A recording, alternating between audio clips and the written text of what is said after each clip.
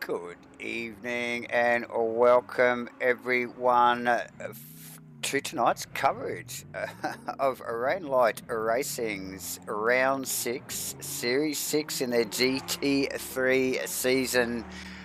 Proudly brought to you by Simblacks, Crosscut Woodworks, True to Life Racing Designs, Crossy 43, and of course, Hendo. As always, Match Fit Entertainment here in your ears, broadcasting it all live to YouTube. That means myself, Davo, and J-Man are on board on the mics. J-Man, welcome aboard again tonight for Rainlight Racing's Monday night bonanza. Yeah, evening, Davo. Evening, viewers. Welcome to, like you mentioned, round 6 in season 6. Looking forward to this Oulton Park 2-hour here tonight. And I tell you what, this one's going to be one of the trickier rounds on the calendar, in my opinion, based on, I think we'll see it tonight when this thing shakes out, turn 7, 8, 9, and also 10, 12. That's going to be a real challenge for maintaining tyre pressure here at this racetrack tonight. So be interesting to see how the guys and girls will set these cars up and what they do to negate pressure loss. We talked about it last week at Donington. Yes, at Donington. It's going to be a very real factor here tonight with these cars out on this racetrack, as we do see the Pro-Ams and AMs fire out for this first phase. 15 minutes to these gentlemen out here for this first phase of qualifying. 30 minutes up ahead of us here for this qualifying session, broken into 2 parts here at Rainlight Racing. And some big upsets throughout the season. We saw it a little bit at the back end of last season with some Pro-Ams really mixing it up, but look for the likes of Mitchie Haas, Gunther Rowe, Tony Spence in particular, to really shake things up as far as the qualifying. We saw a brilliant lap from, I think, Mitchie Haas last week, get himself up the order. Oh, definitely, J-Man, and really made a good showing of it in qualifying. Gunther Rowe with a spin already. Good start, Gunther. Another worthy mention, actually, from last week, J-Man. Yep. Really had the Mustang hooked up, the Guerrilla Racing Mustang, so did a stellar job. Definitely kept it pointing in the right direction for the whole race, unlike for the first minute of qualifying here tonight. But it is Oulton Park, a tricky little place, does not get a lot of love, J-Man. To be honest, I'm surprised they race these beasts around here. To look at it, looks a little bit like a bit of a club track. But yes, they do race the GT3s around Oulton, hence it is on the calendar here for Season 6 in Rainlight Racing's GT3 series.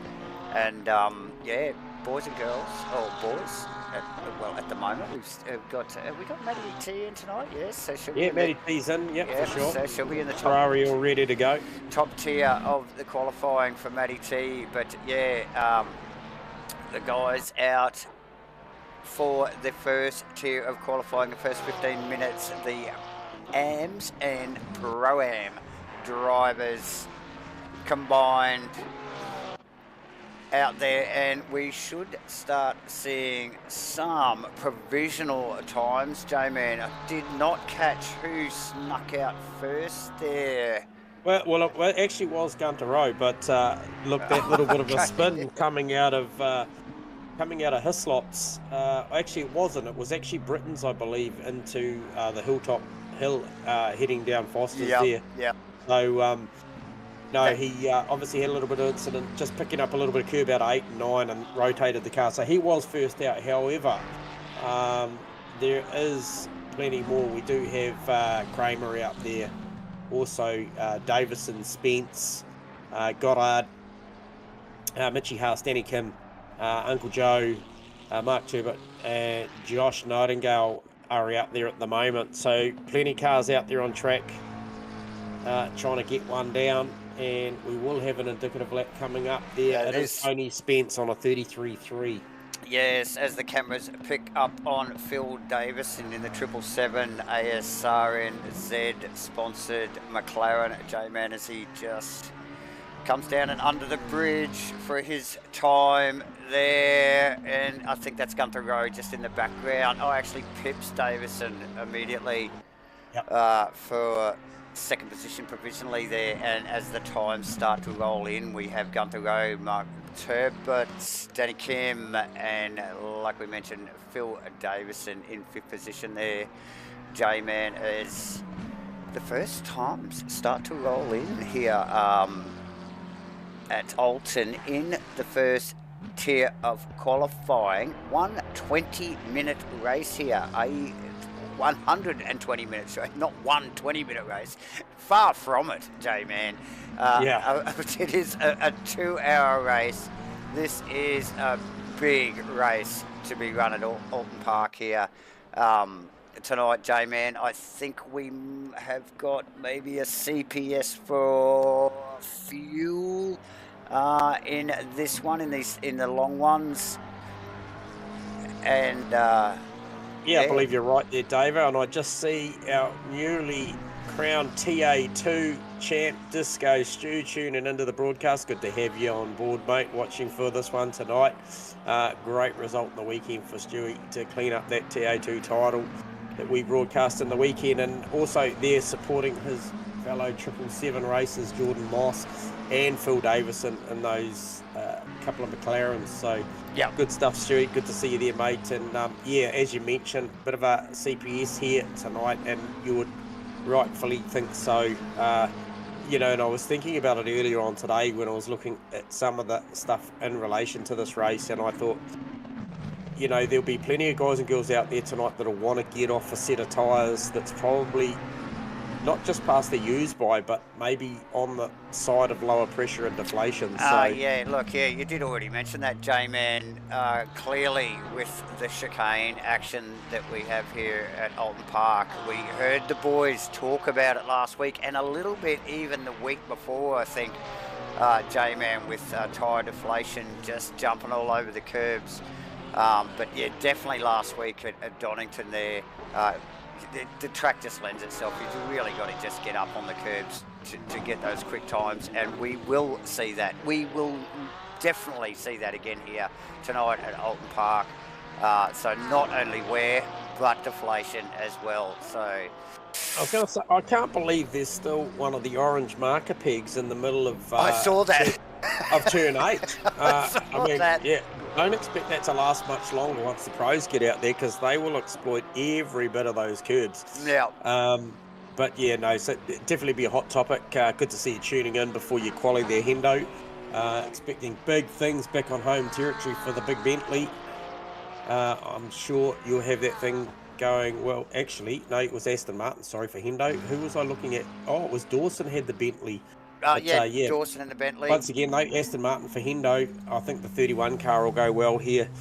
Interesting to see that. I just looking, Danny Kim. No, sorry, it was Tony Spence up on his time. So 33.2, and so he just eclipsed his previous time, and he's actually up again as he comes out of turn 9, heading up Hilltop down into Foster's 10, 11, 12. Knickerbrook as he comes through that section. Now, quite hard to get the car rotated through the middle of this section of racetrack, and then they fire up the hill, up through Knickerbrook, up through 13, 14 Clay Hill, up to the water tower, and then into that very quick right-hander of Druids Corner, and then they head down the Warwick Bridge down to turn 16. 17 turns out here tonight, Davo, and viewers. So 17 turns and 4.3 kilometres of British racetrack out there. So yes, and makes for a pretty good lap. It does make for a pretty good lap, and you know, look, just to look at, you wouldn't think there's 17 turns on this track, but you just add a couple of chicanes, and you just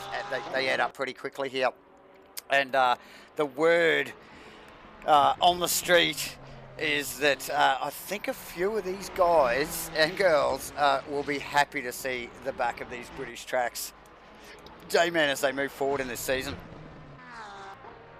Yeah, look, I mean, I think to be fair, other than I think one of the rounds here we had a bit of rain and stuff, I think the weather's played particularly in their favour for some good racing, but a little bit of cloud cover out there at the moment, but not enough to threaten. So you kind of could have expected a little more precipitation for the British tracks, but hey, look, these guys and girls out there, and they've got the best scenario at the moment. So Definitely.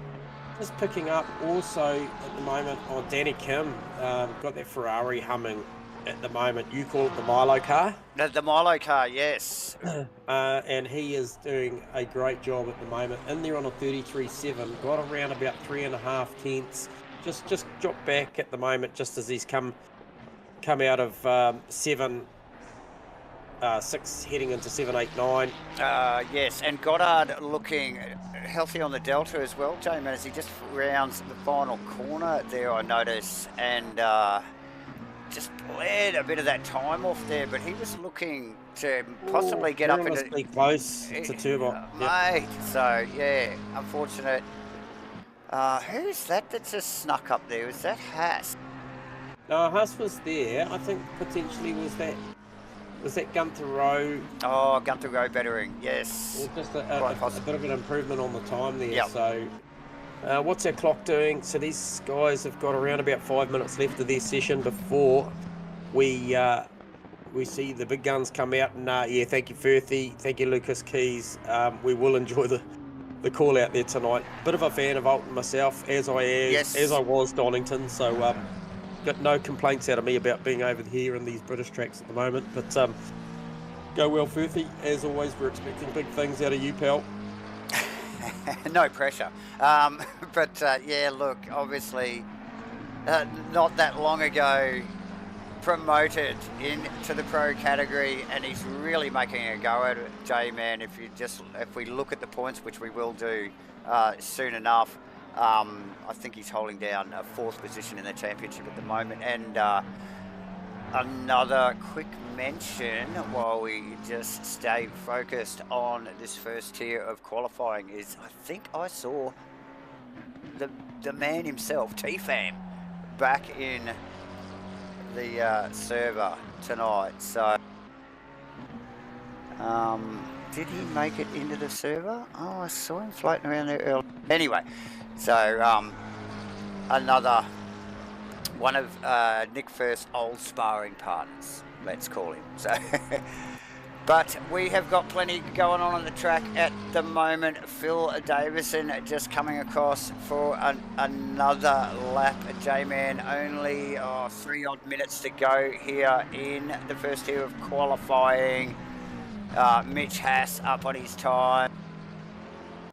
Yeah, Haas got enough in the tank at the moment as he comes basically. So he's heading. Yeah, he's heading 4-5 here. Yeah, heading down to through Island Bend down into Shallow Corner, which is the right hand, very very cambered right hander of Shallow Corner, coming out of 5. Always a good corner to try and get the power down early, get the drivers they head down here through to 7, 8, 9 through Britain's. And then obviously you want to try and get on the power early to come up this little rise and then drop back down into Foster's into 10, 11, 12. Another very, very important part of the racetrack. Oh, definitely, J-Man. And look, we've seen it time and time again here when these big cars get on this track here at Oulton. The chicanes are critical. Not a lot of space with such a big car. And yeah, we've seen contact in the second chicane there. We see it quite often, J-Man. So yeah, that'll be a critical one, particularly in the opening laps. Haas on a big number here, Haas mate. is on a massive number here, J-Man. This could put him in the 32s, I would suspect, as he rolls under the bridge and across the line. And there it is, 32.885 for Mitchy Haas, J-Man. So nice work from Haas. Yeah, look, it managed to get across the line with time to go and started the lap strong. Already got a 10th and a quarter, 10th and a half, building towards 2 tenths up his sleeve as he's dropped down through Cascades, through turn 3, heading down through Island Bend, now turn 4. And yeah, starting to build in the lap, already up to 2.5, heading towards 3 tenths. So really found something at the back end of this qualifying session as Mitchy Haas. Good stuff to see. Also, Rowe, Rowe. Yeah, just coming through the final corner now too, and will get another shot at this, J-Man. That car was particularly quick at Donington, and yeah, it'd be interesting to see how he goes here tonight at Oulton Park. Yeah, 33.3, so just a 10th away from Tony Spencer's time to get himself on the front row provisionally for there. We will have our pro drivers really just starting to think about these last final things before they jump out there and do their 15 minutes of one lap shootouts to try and get this thing up the top end. But that Mitchy Haas time is another good time, and he's 4 tenths up again. So this, mate, that's massive. That's massive. 5 tenths coming out of the final corner. Hangs on to it. Loses about a half a tenth coming out of the final corner. It's going to go big. But still very healthy lap, J-Man, with a 132.465. We saw this last week, J-Man, really stamping his authority on this first tier of qualifying. And, you know, look, we saw it last week where he held that, I think he was still in the top 5 after the big guns had come out. Tony Spence looking speedy as well, J-Man. If he can keep this up, this will nick him down into the 32s as well. Maybe not Haas territory. Cleared it out. Oh, unfortunate there for Spence. 15 minutes on the dot. I think he will get one more shot at this. So, very close. Who are we going to get rolling out first? Looks like Costas Makalos with Webley in tow, J-Man. Yeah, Webley looking to make some you know, there's a chance here tonight to make some big gains. Well, that's right. Phil Antoon missing tonight, OK Maverick not here tonight, so big opportunity for Webley and a few other drivers to try and capitalise on a point situation while Mav's away. So you'd think that those two you just mentioned, Brandon Webley, Costas Macrolos, look to try and make bank here tonight. Yeah, definitely, J-Man. Always in the back of mind is the Simblacks Honda, number 43 Simblacks Honda of Steve Crossland, J-Man, who has sort of had a little bit of rough luck the last few weeks. But look, when he is cracking the whip right, mate, that Honda is quick. So definitely one to watch as well. Yeah, look, I think he's, to be honest, you know, like he's had a couple incidents, high speed, lateral load, snap oversteer moments that have, you know, got him unstuck. But I feel like as the season's gone on, I almost feel like Steve's actually starting to get a handle on this car. And I think we saw that last week, you know, he put together a more consistent performance out of that car. You know, it still had a few moments early, but I really feel like he's maybe anticipating where its deficiencies are and catching them and looking a little bit more solid. I certainly hope I haven't cursed him for tonight, but I like what I saw out of him last week. Oh, yeah, look, the same, J-Man. Look, and we've seen it for the last few weeks, actually. The car is quick. It is definitely quick, but it is a Honda. It does little Honda things, you know, and Crossy just really, you know, the relationship's early, I think, with Crossy and Honda. So, but good luck to Crossy in the Simblacks number 43 Honda NSX Firth out on track as well. J-Man, of course. All the top guns out here now. Macrolos getting a horrible bounce out of turn 9, turn 8, turn 9 there, out of Britain's, and it I mean, when you see the cars get that unsettled by the curbs, you know that that'll incite all the electronics in the car, all the traction control, the stability control, basically will become engaged based on the disconnection of the tyres to the road, and then you lose all your momentum and drive. So yeah, just saw that, so wondered what that'll look like when we see him come across the line, and then obviously being chased down the road by Brandon Webley. And I feel like Webley's going to go maybe slightly better on this lap, but Costas will fire definitely plenty more laps than before this one's done. So we're about to find out. Too true, J-Man. Here, time will tell, and here it is. Okay, so Macrolos with a 34.3. And Webley must have had a track cut there, mate, or something, because I didn't see a time posted. And you did mention it, J-Man, very awkward. In the interim, Dixon goes up to P5 with a 33.6. Moss just pips him now on a 33.6.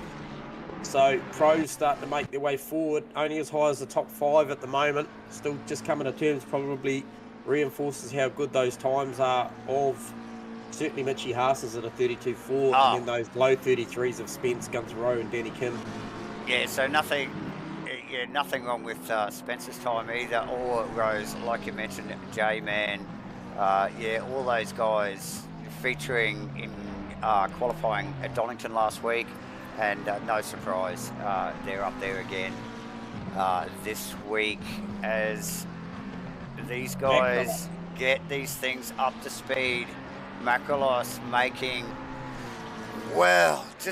I'm not sure about this one. I think Macrolos may have got a track at the start of the lap. I think he might have, J-Man.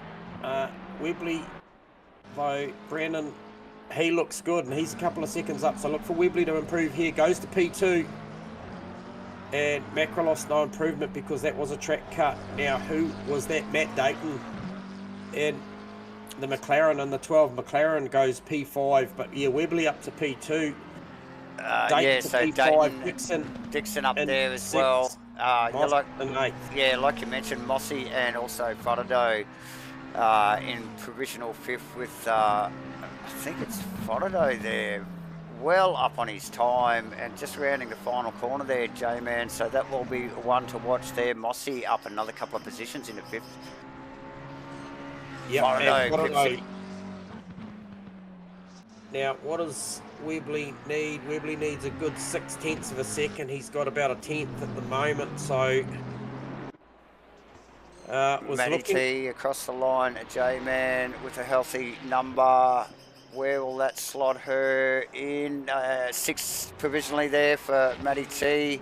Haven't seen an indicative time out of Nick Firth yet, J-Man either, so he'll be one to watch. Hendo coming, whereas he's coming down the back, so he's about to start sector 3. I think it was. Hang on, is it? Where is he? Let's have a look. Yes, he's 3. He did have a lot more up his sleeve. Crossing got about 3/10. Hendo had a fair bit more than he's got at the moment, so he's just bled off some time. Looks like he may be scrubbing this one off, cycling up for another lap. Macrolos P3 on a 33.1. Very nice. Now moves a little bit closer to Mitchy Haas on a 32.7. Crossland around. Crossland with a healthy time and just run around the final corner. Also Aston Hughes in one of the Porsches there, J-Man with healthy times. Crossland into 9th provisionally. Matty T, the one on the move. This could be a number that. She's got good delta there. Nearly half a second from Matty T at the moment, and Macrolos still running hot, but in the first sector. Frodo across the line. Frodo, 3rd provisionally, J-Man, as he just sneaks across the start-finish line there. Just makes it into the 32s also. Matty T just rounding the final corner as well. Sorry, J-Man there Yep. with a healthy Delta. Pips spotted ho. She goes into the 32s also. House's time's looking awesome, isn't it? It's very, very good. Macrolos now running up the hill. He's only got a couple of corners to go in this lap. Looks like he bled a little bit of speed off there, just out of that second chicane, J-Man, but still on the move and looking like about Matty T territory there. Might sneak in. I don't think he'll get Webley from there. No, not quite. I don't think he'll come close, but not quite. But he will. Okay, just there behind. You go. Just behind Matty T on a 32.9. So lots of 32.9s posting up at the moment. Still got my eyes on Will Dixon. Banked a lap early. He sort of did it without us noticing, and then obviously it's played out and he sort of dropped down a bit. But expect a better number here from Will Dixon. Takes him to P7. Nice work. Firth and Moss up on their times. Moss particularly well up on his Delta and looking very solid in the 777 ASR in Z McLaren. Good number here from Moss. This will put him in the 32s. Fifth P5. position. Nice work. Look at all those 32.9s, mate. Wow. Absolutely. Now, Webley obviously with that half a spin and then reset back to pits, got another set of tyres. He's back out there. Straight away started the lap well. Got a 10th and a quarter, 10th and a half, heading towards 2/10 up his sleeve. So, going to take a fair bit to knock the Mitchie Haas time off. Macrolos, once again, he's also up too, Davo. Oh, yeah, well and truly, J-Man. Macrolos well up on his time, just rounding that long sweeping band before they run down into the final corner here, J-Man, and very healthy on the deltas. That could put him in front of Webley. Oh, very much so, actually. It's a big number. It is a big number, half a second at least. Goes to the top. Oh, there you go. Didn't see that one coming. Webley got a number up the sleeve as well. Where is he in the lap? Okay, he is coming round. Oh, and he's blown it out of the right-hander. He has blown it. He's got enough time to reset to go again. He knows he's got the car pace in it to get up front too. Oh, definitely, J-Man. 5 minutes yet to go in qualifying, so plenty of time really here with, what are we looking at, 1 minute 30 odd per lap. So they've got at least another 3 laps in them yet here. So nice work. Who is shining at the moment? Geordie Moss just ever so slightly up on his Delta.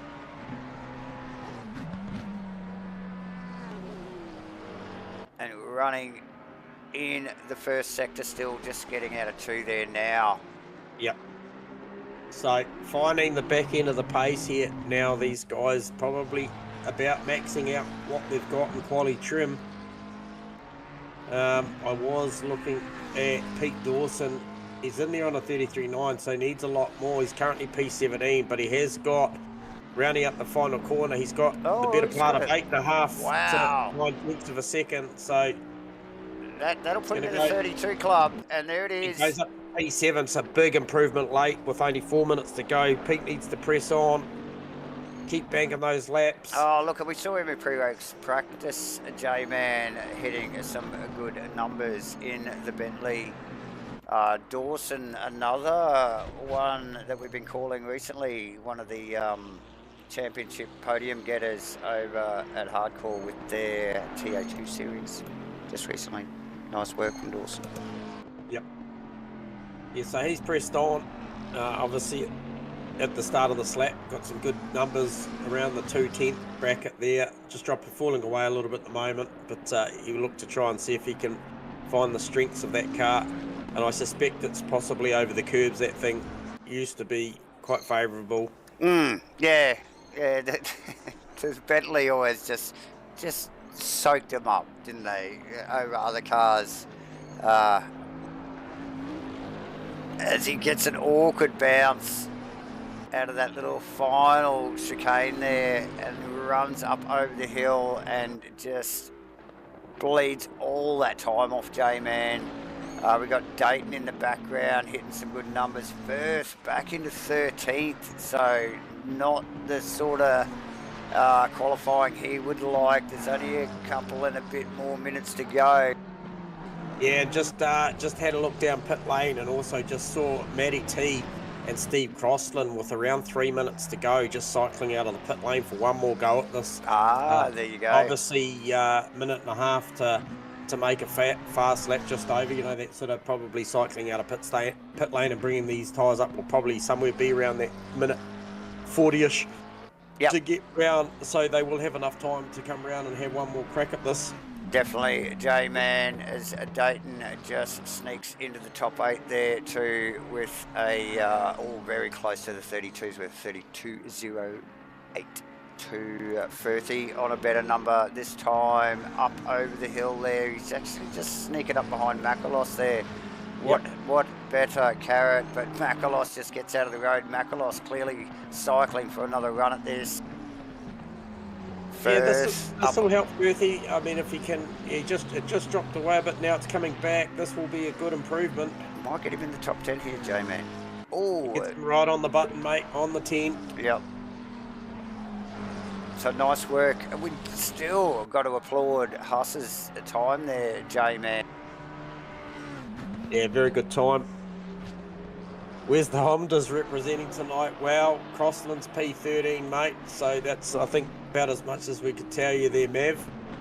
So he'll come good in the race. We've often talked about Crossy's qualifying performance versus his race performance, Mav, and expecting big things out of the Simblax Honda tonight with your absence, mate. Flying the flag. Yeah, so, nice to hear from you, Mav. I know you're away at the moment. Thanks for tuning in, and thanks for everybody commenting. Please hit the like and subscribe button, all that malarkey. And, yeah, light the chat box up, guys. I don't know, on a good number here, mate. Obviously just started the lap, but, the best way to get one of these underway is to start in the green, and he's doing that as he fires it down through Cascades. Sorry, that was Island Bend, down into Shallow Hill Corner, and he just absolutely chucked it into Island Bend. Pretty committed looking lap so far from Shane, aka Slambo. Plenty of curb. No cut though, 4.5 tenths he's building into this lap. Now, 4.5 tenths on a 32.9 would put him right on the button to be challenging Mitchie Haas, Brandon Webley and Costas Makrolos. That's a healthy number there, J-Man. Dawson actually looking pretty healthy there on his lap time. It could sneak him in front of Matty T if he does it right. And this is it. This is the one you got to make count. The clock's run 0. He's done a beautiful job. Oh, look at Fotado. Out of Druids. Full commitment. He's just got to go through Lodge Corner, get this thing right. 6/10 of a second, get down to 5. This is going to be close. He just pulled that up then, J-Man. Really deep. Missed his apex. Goes to P3, so he is on the second row. That was a beautiful lap late from Shane Fotado. Pete Dawson, what has he got? Okay, he's run away. Time. It's actually Will Dixon as he heads down. In that stunning looking Aston there from Dixon. He's got a little bit up on his delta. Just cooked it. Oh, no. And just track infringements for Dixon there. I tell you what, he had enough, I think, to go maybe P7 then. He would have gone P11 to P7. However, it's all she wrote. It's another one in the bank, and Costas Makrolos takes that one. I think the only car I can see out there at the moment is Dawson's just pulled that over. So well done to Costas. In there on a 32.442, smallest of margins over Mitchie Haas. So once again, big questions around classification there with some of the drivers during these qualification sessions. I'm sure there'll be plenty of guys with raised eyebrows. I think there might be a little bit of a discussion back of house there, J-Man. Nonetheless, a beautiful lap. Running into next season, but yeah, fantastic lap, and not taking anything away from Mitch Haas's time, J-Man. So there it is. Makrolos, Haas, Fotado, Webley, Matty T, Geordie Moss in 6th, Pete Dawson in 7th, Dayton 8th, Tony Spence and Nick Firth rounding out the top 10 there, J-Man. Yeah, I think no more fitting time. I think, Davo, to maybe give the viewers an insight to what we're seeing there. Obviously, Mav tuning in from abroad and missing here tonight. I think there's a great opportunity for somebody like Costas up there and Webley to really have a crack at this big domination that Mav's. I guess he's really done a demolition job so far this season. He has won every round. So 361 points there, as you can see from Philantoon, aka Maverick there. Now 288 for Brandon Webley, and then 276. So pretty close for second and third.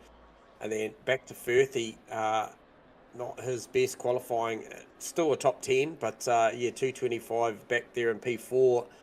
And then Hendo, 175 points, and then back to Crossland, Fodado, Spence, and then Matty T, Will Dixon rounding out the 10 there in the championship. So, you know, I think great opportunity tonight for the likes of Webley, Macrolos, also Nick Firth. However, he's going to have to do it from a little bit further back. And then also Steve Crossland. You know, we mentioned obviously P13 in the quali here tonight, but we know how well he races. He does move forward in the races. Yeah, Firth in fourth there, J-Man, but in a little bit of a gap in the field there. So we've obviously got Mav out in front with second and third relatively close. Then Nick doesn't look like he might catch the guys in front of him, but he has got a bit of a buffer zone back to Hendo and Crossy. But that's where it gets tight again, doesn't it? All through that mid-pack, and we see it all the time. The racing's close, and clearly the points are close as well.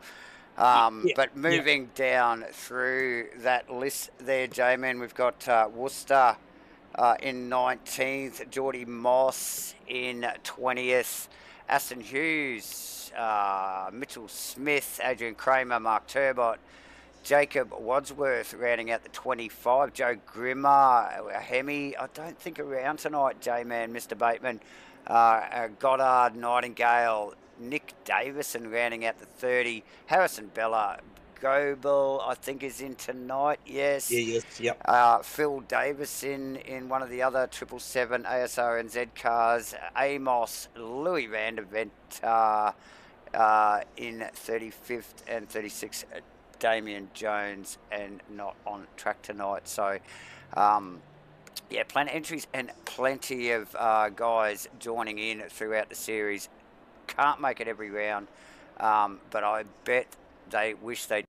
And that brings me to the next subject, is the sponsorship from Simblacks and the giveaways at the end of the year. There will be a spin of the wheel for a fantastic prize. So Rainlight Racing, very proud to have Simblacks on board for their 2024 GT3 Series 6, giving away a Sim Magic GT Neo wheel. Yeah, so don't have to win the championship. You could come last in the championship if you're there on the night and they spin the wheel. They're just going to give this thing away. So big props to Simblacks there. Not only that, but every night, every race night here, J-Man and I actually spin the wheel at the end of the race, and we get to give away $50 of a Visa Prezi card every single race night. Once again, thank you, Simblacks, for all your support there, as well as Crosscut Woodworks, True to Life Racing Designs, Crossy 43, Hendo, and of course Match Fit for bringing you all this goodness, ladies and gentlemen. But yeah, plenty of racing to go yet as we just get the calendar up there, J-Man. Away from the British tracks next week, and we're off to Kalami, South Africa, bro. Yeah, no, bit of a fan. Obviously got the sea sausage around the back. Oh yeah. Cool. So yeah, still very much an international flavour going on there. Obviously Kyalami Spa, that's a big one. Back to the 2-hour mark there. And then, you know, 60-minute Mount Panorama. I look at that on the calendar and I think, mate, these guys and girls will absolutely just smash 60 minutes out at Mount Panorama. Good to see plenty of guys tuning in. Appreciate the support. Unfortunate Mr. Ken Worcester on the finger injury, and welcome aboard to the stream. Good to see you, Ethan Kale, John Carter, and Stick. Awesome stuff. As we see these guys and girls cycling up, you know, those of you, I guess, that are tuned in and having a bit of a chat, aka John Carter and Warren Baker and Ethan Kale, what's your thoughts, guys, on this track and with what these drivers are facing? Come at us in the comments about you know, the approach to maybe turns 7, 8, 9, and then potentially 10, 12 with hitting those curbs so hard and tyre pressure loss. Do you start the car with the higher pressure in the front, or do you just factor it in that, look, you've got a pit stop in here and maybe you're doing a tyre? Yeah, rest in peace tyre pressure for sure. So, yeah, certainly going to be one to, I think there's going to be some really hard luck stories here tonight when it comes to tyre pressures. I feel like that could shape certain parts of the race here tonight.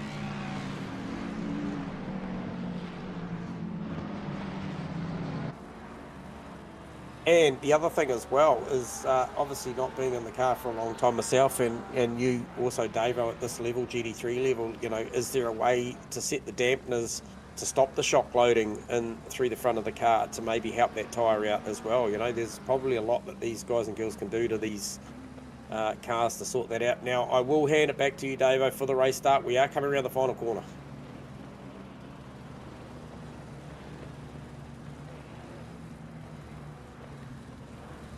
Okay, maybe I'll grab it. And we do see them coming round. Haven't got you, Davo. And we got a green flag. Does very much look like an even start from Macrolos and through turn 1, Macrolos and Mitchie Haas a little bit wide, going to come under a bit of pressure down the inside as they head down through Denton's into Cascades. But I think, yeah, Fondo tucks in, Webley tucks in also. Nice work, J-Man. Yes, little Mikey glitch there, but yeah, nice clean start there. J-Man a little bit close. I think that was Spence in the background, side by side down into 2. But yeah, look, Huss and Makalos immediately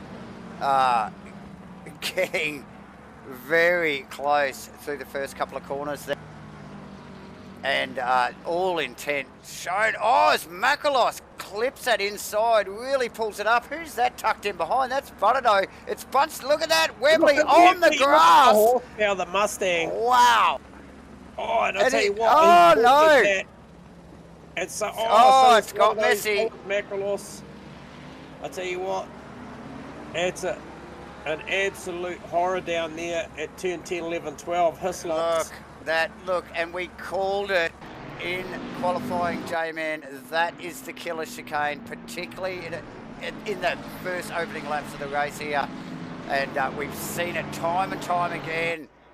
Big contact. We saw Mav overtaking, not Mav, should I say, Webley, making 2 positions and then not being able to stop that Mustang running across the infield. Looks like he's redressed that. But what a messy start, J-Man. As you see Hendo going back down. What is going? That was one of the craziest starts we have seen at Rainlight for a long time, J-Man. Yeah, there's plenty of quotes there. Max Verstappen. Verstappen, yeah. Oh no, it's Hughes goes around in the background. Oh, who's gone off with him? Oh, it's still going on. No. It might be Turbot. Hang on, let me see if we can get a replay on that. I think it was Turbot, mate. It was. Pretty sure it was. Okay, we'll just pick up on Turbot's car here as he comes out. Oh, it was actually the Milo car that got loose in front of him and took evasive action. It just got messier and messier. And then the McLaren back across track. It looked like it might have been Grimmer getting in contact with that. And also, I don't know who that was. I think it was Nightingale in one of the Ferraris there. J-Man very, very messy situation at the beginning of lap 2. We thought lap 1 was crazy. Well, well. But wait, we have more. Yeah, look, great opportunity here for Mitchy Haastis to check out, and then especially while Webley is starting to put a pressure to the back of Costas. I think, you know, the longer those guys battle on, better it is for Mitchy to go out there and check out and try and do his thing. He clearly showed that he's got great one-lap pace, so we're about to find out how good the race pace of that car is. A great start from Matty T, currently sitting P4, Pete Dawson. As we see Gobel in the pits, J-Man, one of those cars to get...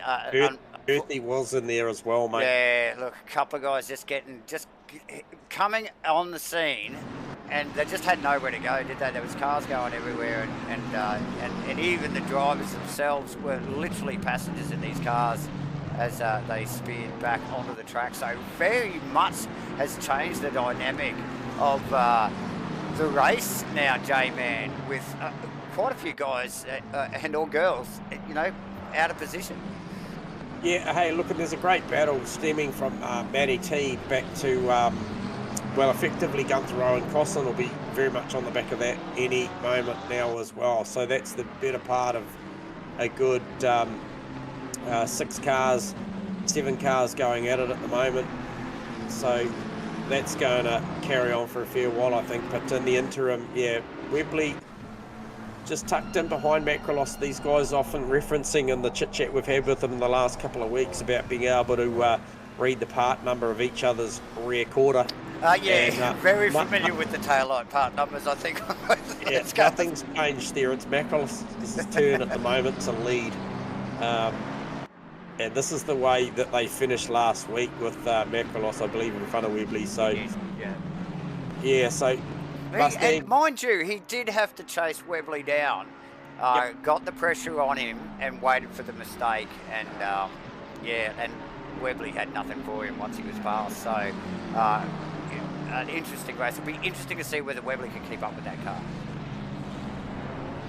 Yeah, so I'm just watching Crossland at the back here. He's just trying to tag onto the back of Gunther Rowe and not making, probably lost a little bit in the last lap. So I'm just wondering what the mindset is for Crossland and how he's approaching the start of this race.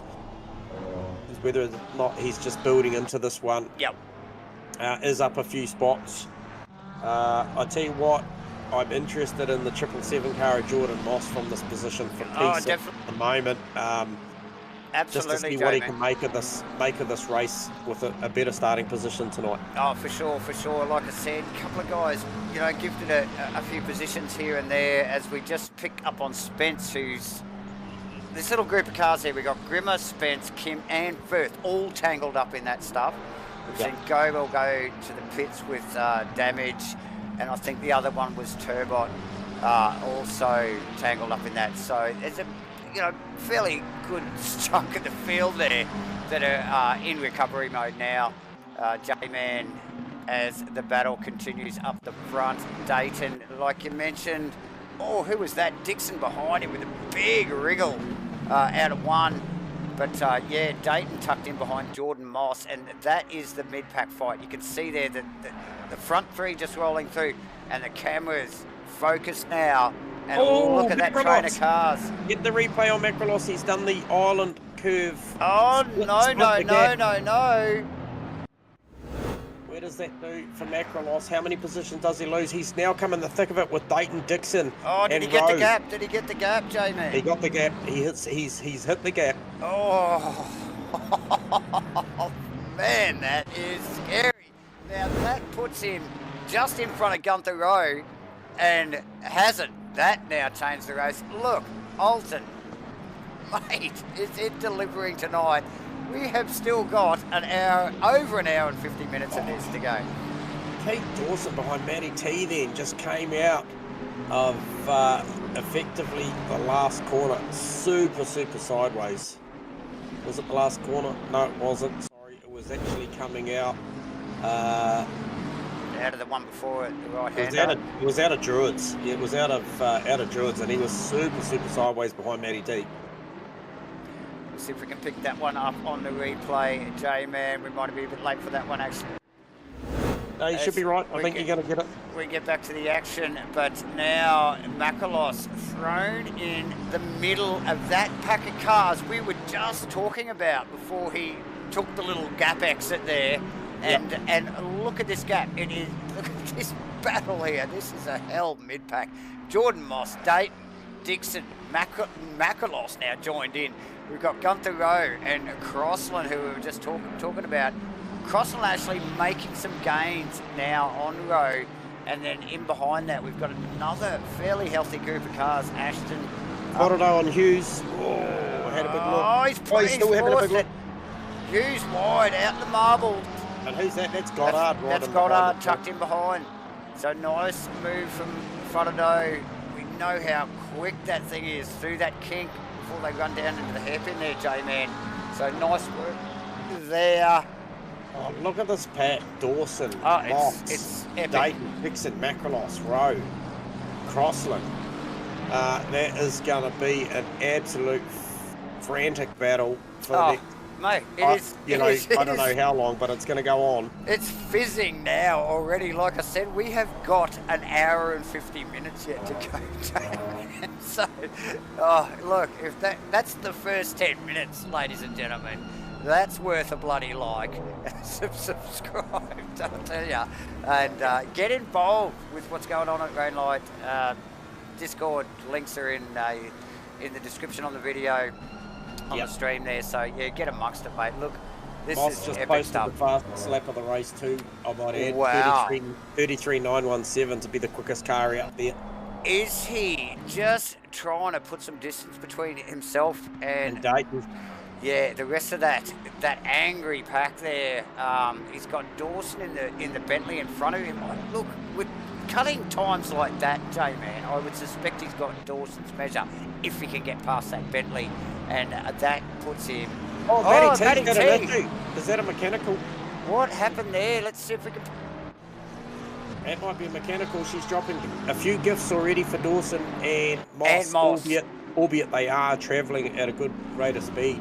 Obviously with 33.9. Well, yeah, Moss particularly, J-Man. So, look, and so notably now, we've got Makalos and Matty T down in that mid-pack of the field there. Yep. Matty T going all the way back. She's got way back, actually. Yep. Yeah. So she's just tucked in behind Goddard now as they round up the final corner. Fodoro's done a good job. He went a long way back after that early incident down there, and he was as far back as I think I saw him back at P16 or 17. He's up to P10. Got a whole lot of fresh air in front of him, and he's got around about 2.3 seconds to make to try and get to the back across it, but he is closing that gap down pretty quickly because Shane Fodoro now holds the fastest lap of the race on a 33.5, so a ton of pace. He's coming. He's on the 5.85 yeah. McLaren. We've got YouTubey things happening by the look of it, but we shall press on anyhow. Looking good at our end, J-Man. Okay, mate. Looks good, looks good. Yeah, so once again, I'm just monitoring the gap. It was hovering between 2.2 to 2.8 seconds.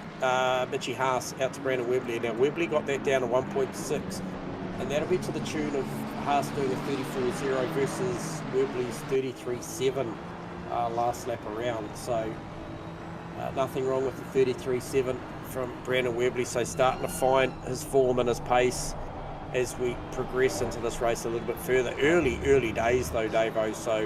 definitely, J-Man, and so much going on already. Yeah, I'm really eyeing up Makalos really working over the back of Dixon now. Yeah, so. Dixon holding his line really well. I've seen Makalos show the nose there a couple of times in the Ferrari, and yeah, Dixon not phased. He knows this very flowy track, Oulton, J-Man, apart from the couple of little chicanes thrown in for good measure. But yeah, very difficult to get an advantage without a mistake. So the overlap will be difficult to manage. That pack, although it has spread a little, is still a very very hotly paced pack, and so just the slightest of slip-ups anywhere will see a position change out of those. What is there, 6 of them there? Yep. Oh, unlucky Hendo having a throttle issue, so mechanical for Hendo there, taking him out of this one. But yeah, go Dawson. He is in a strong position now. Give you a bit of an update on that battle between Mitchie Haas and Brandon Webley. I can tell you now, there's 5k an hour difference between that Mustang and that McLaren. Brandon Webley does have the highest terminal speed through the speed trap here already tonight at 232k an hour versus somebody like Mitchie Haas has got 227k an hour. So a fair difference on the 5k an hour might not sound like a lot, but you wind them up side by side and it'll seem like you're standing still if that thing's right beside you. Absolutely, J-Man. As we see Davison off. Phil Davison, yeah, Bertie just goes around the outside there, so not sure what. So I think Davison looking for a move on Turbot. We just pick it up on the replay, J-Man, in the second chicane there. Got it all wrong and made him vulnerable. Little tag on the side with Bertie there, which actually put Davison around. So unlucky for Davison there. Looking for a move and loses one position there. Ooh, Webley down to 1.2 seconds, starting to really close in on the leader of this race. Also, that battle rages on between Dawson, Moss, Dayton has actually caught them up. You talked about, earlier on, Moss trying to get away from Dayton and bridge the gap there, but Dayton seems to be the other driver that wants to go with. So, yeah, last lap round fastest car on track once again was still Fodderdo, so he was quickest car around on lap 9 out of 33.7. So heaps of pace on the 585 car.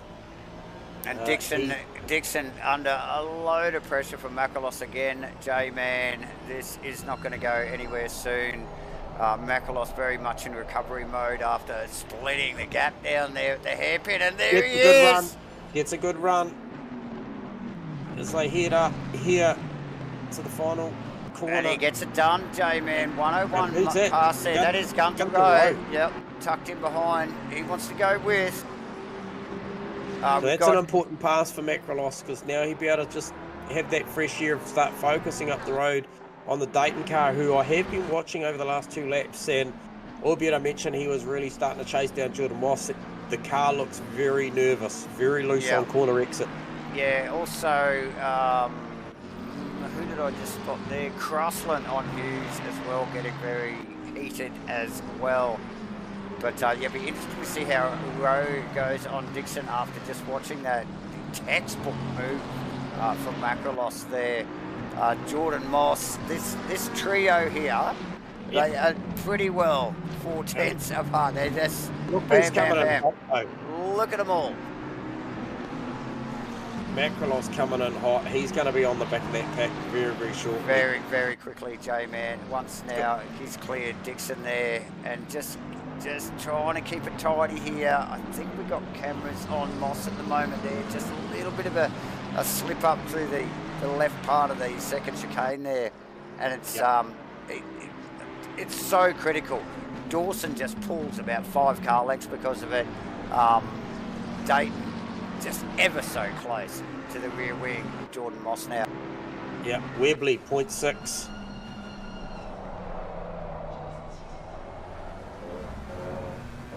Slambo can still get on the podium. Anything's possible. It is a long race. He's starting to close in on the back of Gunthrow. Dispatched Hughesy in 10th. He's working his way forward to the road. Dixon, Macrolos, Paddle.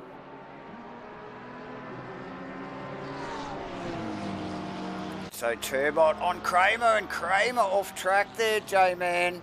Oh, he was too, yep. Just rotated it round there, unfortunately, and that leaves Danny Kim to round him up at pace as well. Oh, yeah, so Kramer unforced. A little bit of pressure from behind there from Turbot, but just gets the wheels out of the grass. It's so easy to do here at Oulton through that right-hander, J-Man. Crossland Goddard, and I think it's Matty T. all in close succession as well. That They is... are. Who is that just... Goddard. Okay. Yeah, so Goddard just in front of Matty T. Crossland, Yep. just in front of him. And then Husey. Yep. As well, so... Webley still at that 0.6. Feel like the strong suit is if he can get out of turn 3 Cascades, heading down Lakeside, heading towards Island Bend. If he can get that set up, he'll be there or thereabouts. But Mitchie Haas doing a great job from the front at the moment. Yeah, look, oh man, they had that little fight, Haas and Makalos throughout that first couple of laps there. Makalos coming out on top, it was interesting. And then Webley tucked in behind Makalos, and then it just went absolutely crazy. The race has really been turned on its head, and what a well, not great for the drivers, but great for the viewers. And the comms team up here really has changed the dynamic of this race, and it will make it very exciting for the next hour and 40 minutes. J-Man here in Rain Light Racing's 2024 GT3 series. Looking good on Dixon at the moment. I mean, this is a Pro-Am driver surrounded by pro drivers at the moment. He's putting all sorts of pressure on the Aston Martin of Dixon. And, you know, this section of racetrack they're in now, when they come out of turn 12, Nickelbrook there and head up Clay Hill, you know, we talked about the way that the cars could get that horrible bounce off the curb, and that's the opportunity. We saw Webley get the drive up the outside, lap 1, coming up there. Obviously couldn't do anything with it, couldn't arrest the car. Actually, it was coming out of 9 up the hill to 10, 11, 12, and then couldn't arrest the car. But that's where big gains can be made on this racetrack. Absolutely, J-Man. But look, we're just talking about Gunther. We have him on screen at the moment, but look who is coming fast as Makalos did before the current fastest lap holder.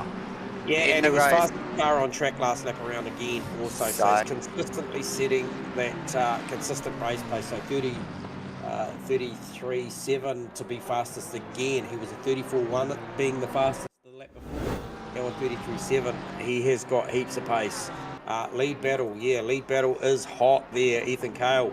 It is Webley, 0.3 of a second on Mitchie Haas. That's heated up, so look for a move shortly there, or potential, attack there from Webley. He's close enough now to actually fire an attack on him. Look how close he is through the chicane here. Look for the drive up the hill. We saw how strong he was here on lap 1. And we know how much grunt the bloody Mustang's got as well, J-Man, so... Yeah. And so, you know, that's possibly another strong suit. We saw him pass 2 cars and 1 straight up there at the start of the race, so he just needs to get that set up. I've watched the McLaren, the 66 McLaren of Mitchie Haas down through Cascade, where I thought maybe the straight line speed down through between turns 3 and 4 of Webley might have been a good option, but the McLaren just gets off of turn 3 way too quickly for the Mustang to use its straight line speed. However, the horsepower up the hill could be the option for Webley. You're most welcome, Ethan. It was a good call. It was about time that we did have a look at them. It was 3 tenths then. It's back out to 6 tenths. Moss and Dawson, that's 5 tenths of a second difference. Fodado on road, that's 3 tenths. He's starting to line up an attack now with Shane Fodado on the 580 Mustang at Gunther Row. So that is a spicy little battle now. Yeah, and look, one we definitely expected, J-Man, with Fodado in damage control as well. Multiple people in recovery mode.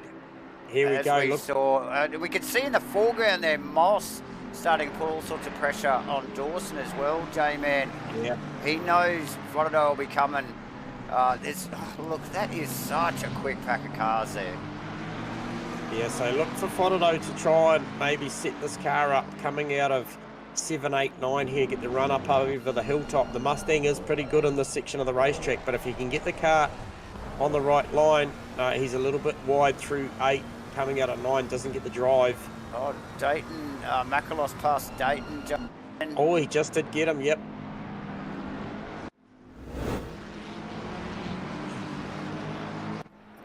up on the replay. Yeah, that's out of the first chicane. Yep. 7, 8, 9. Just fires it out to the outside as they come down the hill. And now Jordan Moss will be in his crosshairs, J-Man.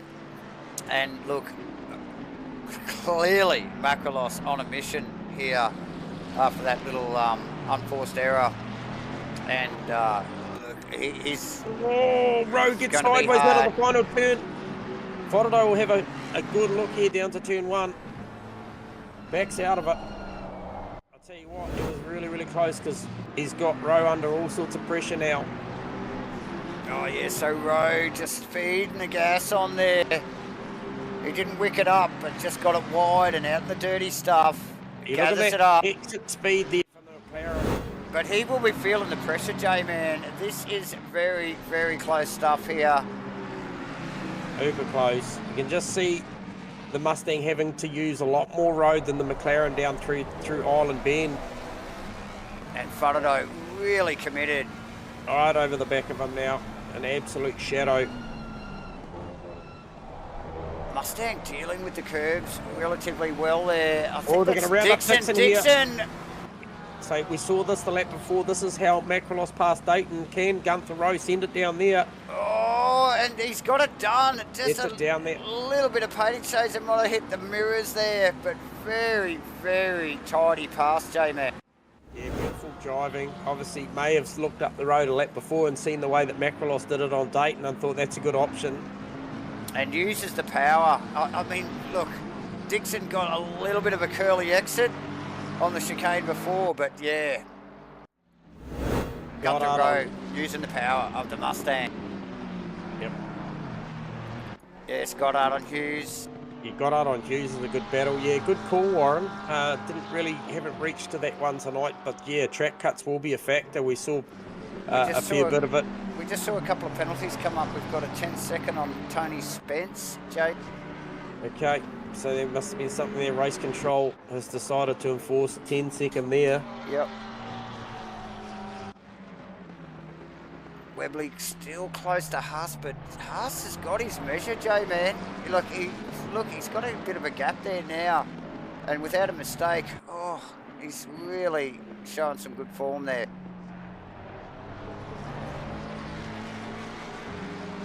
Yeah, once again, and I think for you know, this spot of the racetrack that they're in now, this is the danger zone. We've seen a couple of passes in quick succession be made there. I think that's a good option if you can get out of there. Fodado Rowe. Yeah, so same piece of racetrack seems to be where a lot of the passing's happening. And now because they cleared Dixon with the slightest of mistakes down there. Oh, Webley on Haas was super close. He's got to run here. He's close enough. He's going to use the horsepower. Oh, there he goes. Drag race down to the final turn. He'll be on the outside line. Oh, he's got it. Around the outside. What happened there? Now look, it was all about the runoff for Druids there as they came up the hill out of. Got a bit of a wriggle. Yeah, he got a bit of a wriggle through the right-hander before they go under the bridge here down to the final corner. Speed was compromised. He literally let Webley go. Look, I still think that race is definitely not over yet, J-Man. Fodado passed Rowe as well. We'll try and pick up a replay on that one as well. So plenty of action going on here, ladies and gentlemen. Oh, Rowe with the wriggle. Fodado with the wriggle behind him. Rowe's clearly a bigger out of the two. And Fodado pokes down the inside, slightest bit of contact there. So that's that Druids right-hander as they head round the back sector after Clay Hill. They come up through the water tower turn forward and they tip it into 15 there and just getting really, really slow. It's quite a high-speed turn. So maybe the left rear of that Mustang just starting to suffer a little bit. What are we, half an hour in? Yes, pretty close. Okay, so now, look, where do we look, J-Man? We've still got this Jordan Moss, Pete Dawson battle going on. Macrolos slowly chipping away at that. There was Moss sandwiched in between. Haas on Webley. Hughesy sideways. Goddard's going to size him up here. He's going to go around the outside. This is this move we've seen down the hill again. Can he hold this outside line into turn 10, 11, 12? Oh, Hughes giving him plenty of space. So a great option. The overlap was there. They've got to give them the space, don't they, J-Man?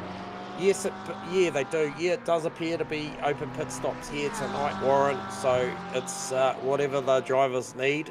We have seen cars already come to the pit lane for various reasons, but yeah, I think 2 hours here, on fuel and the tyre will be a pretty special. Oh, look at this. Hughesy coming back on Goddard now. Down to the final turn. Gets out of it. Goddard sweeps around on the 96. McLaren around the outside.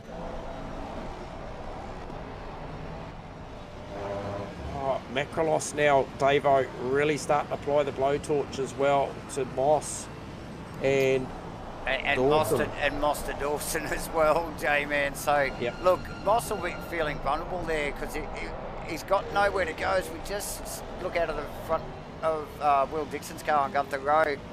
Gunther now struggling with that Mustang a little bit as it tyres phase. Oh, mate, where do we look? There is so much going on here tonight at Oulton Park. In Rainlight Racing's GT3 Series 6. And Makalos off track out of the second chicane, J-Man, and just throwing out the door some very hard laps to get back up on the back of Jordan Moss. So yeah, he's got all that work to regain. Look, I'm going to send out the pigeons. And send the pigeons out. Yeah, there's a guy that can always have a chat to us. I'll try and pick him up at the best possible moment. I'll let him come through Druids now and get onto the straight and just have a quick talk to him when he gets a moment and without upsetting his concentration. Steve Crossan, you got us on comms? Yeah, mate. There you go. Mate, good, mate. Out there currently sitting in P10, cycling around. Last lap round was a 34.3. How's the race going, buddy? Yeah, pretty much. Okay, no major mistakes. Made one little error, but I definitely thought I'd be like top 7 or 8. So to be starting back in 13th, I was a bit taken back. Pace of everyone. So, but race plan was just to run my own race, take it easy, stay safe, and keep out of trouble. So I'm glad to be in clear air at the moment. Yeah, okay. Now talk to us live, Crossy, about A, potentially track cuts on this track here tonight, and B, the big question is tyre pressures smashing those curbs at 7, 8, 9. Yep. So I've been doing laps all week, and like this one here, just giving that one a nudge like that, and it's been fine. Okay. If you get it too hard or hit it at the wrong angle, you could possibly get some pressure loss. Cuts, different story. A few guys cutting this one. I don't normally cut that one. The track cuts are a funny one. It's only a couple of spots that'll get you. Turn 1. Yep, turn 1, definitely. I've got one so far, and that was actually on the final turn, which is a bit surprising. But I was going to say, coming out of Lodge Corner, turn 16, that's another one that tends to invite you to get very wide on the exit, Crossy. Yeah, and that one there I just went through as well under the Oulton Park Bridge. Druids, yeah. Druids, yeah. No, hey, looking good out there. You know, not your best qualifying, Crossy, but we know you move forward. There's still the better part of just under an hour and a half to go. You're currently sitting in the top 10. We did see you apply a little bit of pressure. As we speak, Macrolos got Moss. Macrolos on Moss, and Dixon putting pressure on Rowe, J-Man. Yeah, so... definitely still plenty of time to move forward, Crossy. Definitely, that's what I'm hoping to do. All right, mate. Well, go well out there, mate. We are still watching in the Simblacks car. Well done, buddy. Cheers, boys. Thank you. Thanks, Crossy. So, yes, plenty going on. Quick chat with Steve Crossan there in the number 43 Simblacks Honda. J-Man, thanks again for Simblacks giving away at the end of the year a Sim Magic GT Neo wheel. Awesome stuff, spin of the wheel stuff. You don't have to be at Pointy End, could be anywhere in the field to win that thing. Dawson just catching up to the back of Uncle Joe here. Blue flags are waving, and Dawson looking to try and round him up. Joe not really accommodating the situation at the moment, and I tell you what, I thought that was Haas. No, it's Dawson. Very that's similar Uncle cars. Joe. Very Yep. similar cars. Okay, so Joe now aware, and a little bit of a train of cars here. Obviously, Makalos just sneaking past Jordan Moss there off camera, and Dawson now with plenty to think about with Makalos with the crosshairs on the back of that Bentley. Yeah, Dixon on row still going on in the background as well. That's a really, really spirited battle. Hot. That is a hot battle, that one. Yeah. Okay. Oh, Macrolos! Big replay on Macrolos. Gets it wrong. And he missed the gap. He missed the gap this time. So I wonder how much the lap car of Joe Grimmett actually played into that, because he was trying to round that car up. We'll get a replay up and see. Oh, yeah. So it looked unforced. He didn't have any overlap. Just chipped it in a little bit late. J-Man gets that little bit of grass. You know what that corner's like. Unfortunate error. That takes him back. Way back. The P9. Yeah. Maybe further, actually. Let me look. No, it's the P9. P9. And with potentially a damaged car there, J-Man, that has taken a whole bunch of pressure off Dayton, Moss, But look and at Dawson. Moss now still trying to round still up. Can't get this lap car rounded up. So okay, there we go. Blue flags are waving. That is Fudado. That's actually just tagged immediately onto the back of that now. And yeah, he'll want to Fudado's favour for sure. He'll want to make short work of that as well, as he just ducks it round. Yeah. Oh, there'd be plenty of red mist there from Macrolos, and I think also Moss and Dayton as well would have wanted that to happen a bit quicker. Yeah. To have got out the way quicker. But anyway, such as racing live now. Oh, and who is that? That is Uncle that Joe is Joe around turn 3. Yep. Oh, Macrolos comes down through Cascades, turn 3, incredibly sideways that lap round. I wonder if that car's carrying a fair bit of damage on the the right-hand side of the car, because he put it on the fence pretty hard. Yeah, it wouldn't surprise me, J-Man, if that car's got damage. It looks a little bit beaten there after pretty well just like slamming 90 degrees sideways into the wall. So that Shane Fodado, big move down the inside. And he gets it done. Oh, it's not over yet, J-Man. It's not over. No, they're both sideways through there. Oh, it's still on. A little bit of overlap. There is contact there. Both around. Who's going to gain? Gunther Rowe, Will Dixon gain out of that.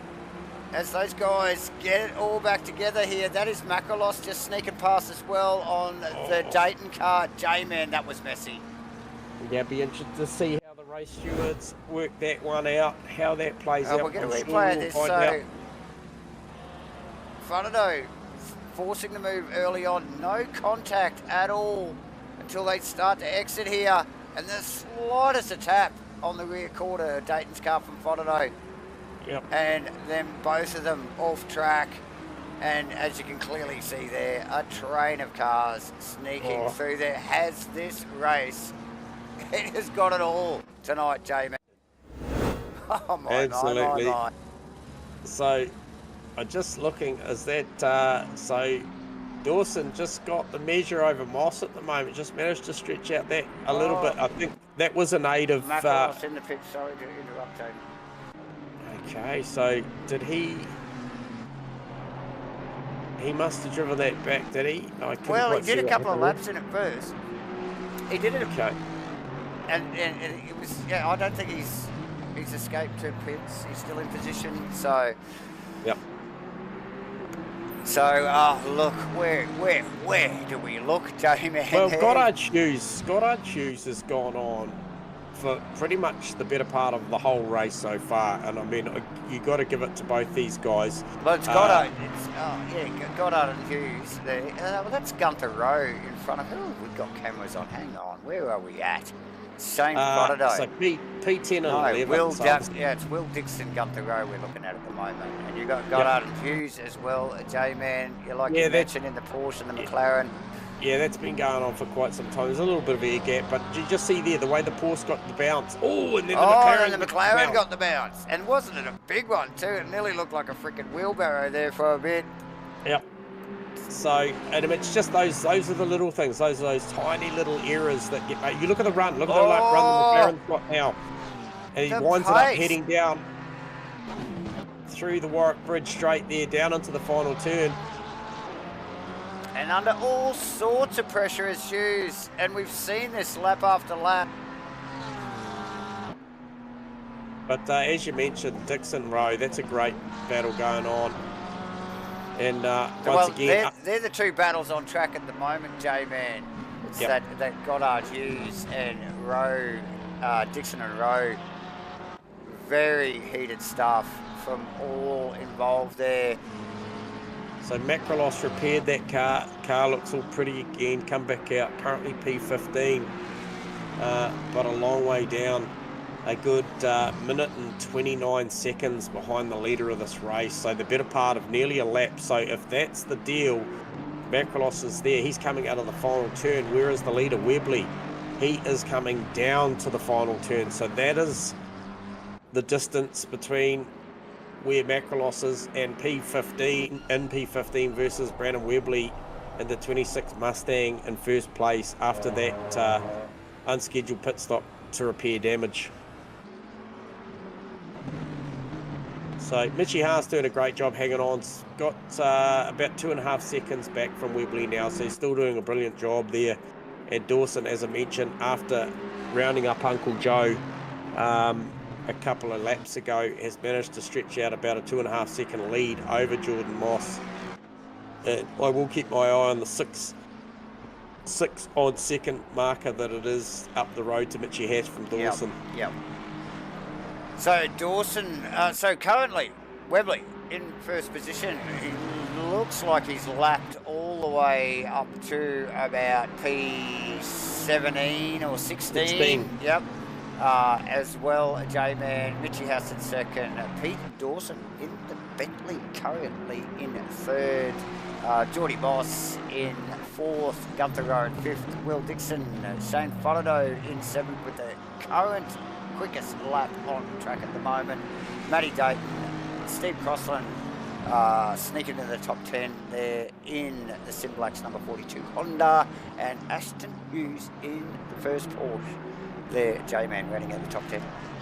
Yeah, around 3 retirements from this race, and then also Tony Spence going in to the pits possibly 10 or so laps ago and not coming back out as well. So attrition pretty big here at Oulton Park tonight. We knew it would be a tough one. I thought it had come more down to tyre pressure, but lots and lots of feeling out there. We've seen a bit of contact. We've seen certainly some amazing passes.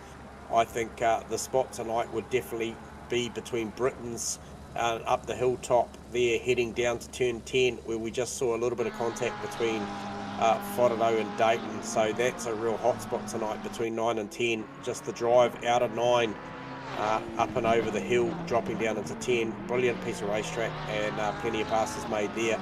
Also, as you mentioned earlier, turn 15, Druids Corner, the right-hander. Yep. Get a little bit sideways there with car right on the bumper, and gives them a great opportunity down to Lodge Corner, turn 16. So certainly not a one-line track here. Plenty of passing has gone on.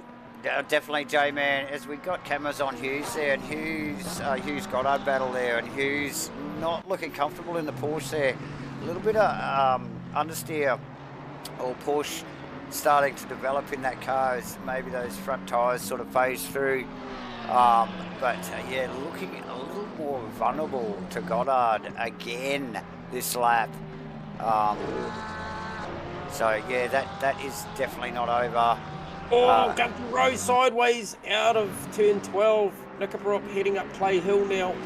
Up 13, 14, heading towards the water tower. He just got a really horrible kick out of turn 12, and it's just allowed Dixie to really start applying the blowtorch, and he needs to, because look who's in the back of shot. Shane Foladoe trying to join the party again. Yeah. So I tell you what, it's shaping up. These guys have been line astern for a good portion of the race now, and just think Gunther Rowe just letting that car float out wide. Crossland talked live just before about the 2 danger spots, one being turn 1, and the second danger spot for a track cut would be that final turn. Look at the drive of the Aston Martin out of turn 1, coming down the hill, heading towards turn 3's Cascades. And now Gunther, we've seen him under this pressure pretty well the whole race, J-Man. So Yep. you're really keeping a clear head here and staying focused as he pushes that Mustang once again down into the hairpin. Oh! Bono's going to capitalise here. Yeah, it sneaks past Dixon there. Opportunistic move. So, a little bit of a tag there. Gunther, really well managed there, J-Man, and another little bit of a tag there. Yeah, Fronteno's giving him the hurry up. Yeah, a little bit of a slip there as well from Look the at the Mustang. horsepower of the Mustang. So, nothing from the stewards about the Dayton Fronteno incident a few laps ago has come up on my telemetry. So, stewards may be thinking that that was fair play. Both decided to go at it down through that section of the racetrack. Dayton is a couple of spots back. He is trying to claw back and get into this paddle. He is some 4.2 seconds off the back of Dixie. So, but Yeah, Shane working hard. Fronteno on the move again. Yes, and look, you can just see in shot every now and then, that's Jordan Moss just trying to keep the nose. Oh, no, it's not. That's Phil Davison's car. I think they're just rounding up there with Jordy Moss out with a bit of a gap there. And you look at the he'll be enjoying that, but look at the exit speed of the Aston, J-Man, like you were going to mention. No, I'm saying look at the exit speed out of here, Cascades of Shane Fronteno. You look at the way that this thing will drive off this corner. The Mustang will have the drive down the straight, but the mid to exit speed, I think, of the McLarens all night long out of that turn 3 has looked good. I think particularly Shane Fronteno's car, and then when Moss was actually with Dawson, I thought Moss looked strong down between turn 3 and 4. Yep. This is the battle on track at the moment, J-Man. Viewers, keep an eye on this. Goddard Hughes still only separated by 0.7.8 of a second, so I'll keep you updated with that. But yeah, as you mentioned, so I think Rowe, Fronteno, Dixie, that's a great battle going on. Heaps of respect. Yeah, plenty of respect, J-Man. It's been a very heated race, J-Man. Spirited, I think I heard you mention. It couldn't be a truer word spoken. Practicing diplomacy, mate. Yep. Yeah, definitely. Out the road, super sideways out of the final turn. What does that do? Here we go. Fronteno super close. He would have seen it. Right in front of him. And come down the hill. It's as close as you can get without losing sight of the apex through the next section of corners. Once again, this is the section I thought the McLaren looked really, really good. Gets a good drive, but the horsepower of the Mustang once again just holds him at bay. Oh, so I'd literally hold my breath. I think just as they come when through they come through Island Bend. Mate, you just never know whether they've actually got it hooked or not. And especially when they're in close proximity, there may be a little bit of aero wash and or just being unsighted on your turn in. And here we go. Here. Where does he go? Fakes to the inside. He's not going to do it. No. Well, he did come unstuck there not that long ago. Him and Matty Dayton. On Dayton. And Dayton is closing in on this battle. Yeah, he's not that far behind still. Both of those guys were recovering fairly quickly from that little faux pas there. There's a little wrestling match that was going on there, wasn't it, J-Man? Yeah, look, it was an agreement on real estate, I feel. So, agreement or disagreement? both. So, as again, look, this just carries Fronteno just working over the back of the Guerrilla Racing, a Mustang there of Gunther Rowe. He gets an awkward bounce off the inside whipple strip there. And look at the Aston Martin down the inside, quick as you like, mate. That's all. Look, it was just an awkward bounce, J-Man. We saw it as we looked over the rear wing of Rowe's car there, and there it is on the replay there. Quick snapshot. and the Aston pass, and we know the driver that the Aston. Oh, mate. Sorry, mate. Just got to give you an update. The Dawson car caught Kramer car in an awkward spot coming through 789, and that really closed the gap for the Moss car. Went from 2.1 seconds to 1.3 very quickly. So if Moss can round up this Kramer car in a better spot, he may be able to just close that gap down a little bit. It was pretty static. Oh, Dayton's starting to close. Oh, who was that in the background that I saw? Was that? I got a feeling that was... So Moss looks like he's going to clear the Kramer Ferrari fairly snappily there, Sorry. J-Man. It was the Goddard Hughes battle still going on. Oh. Sorry, mate.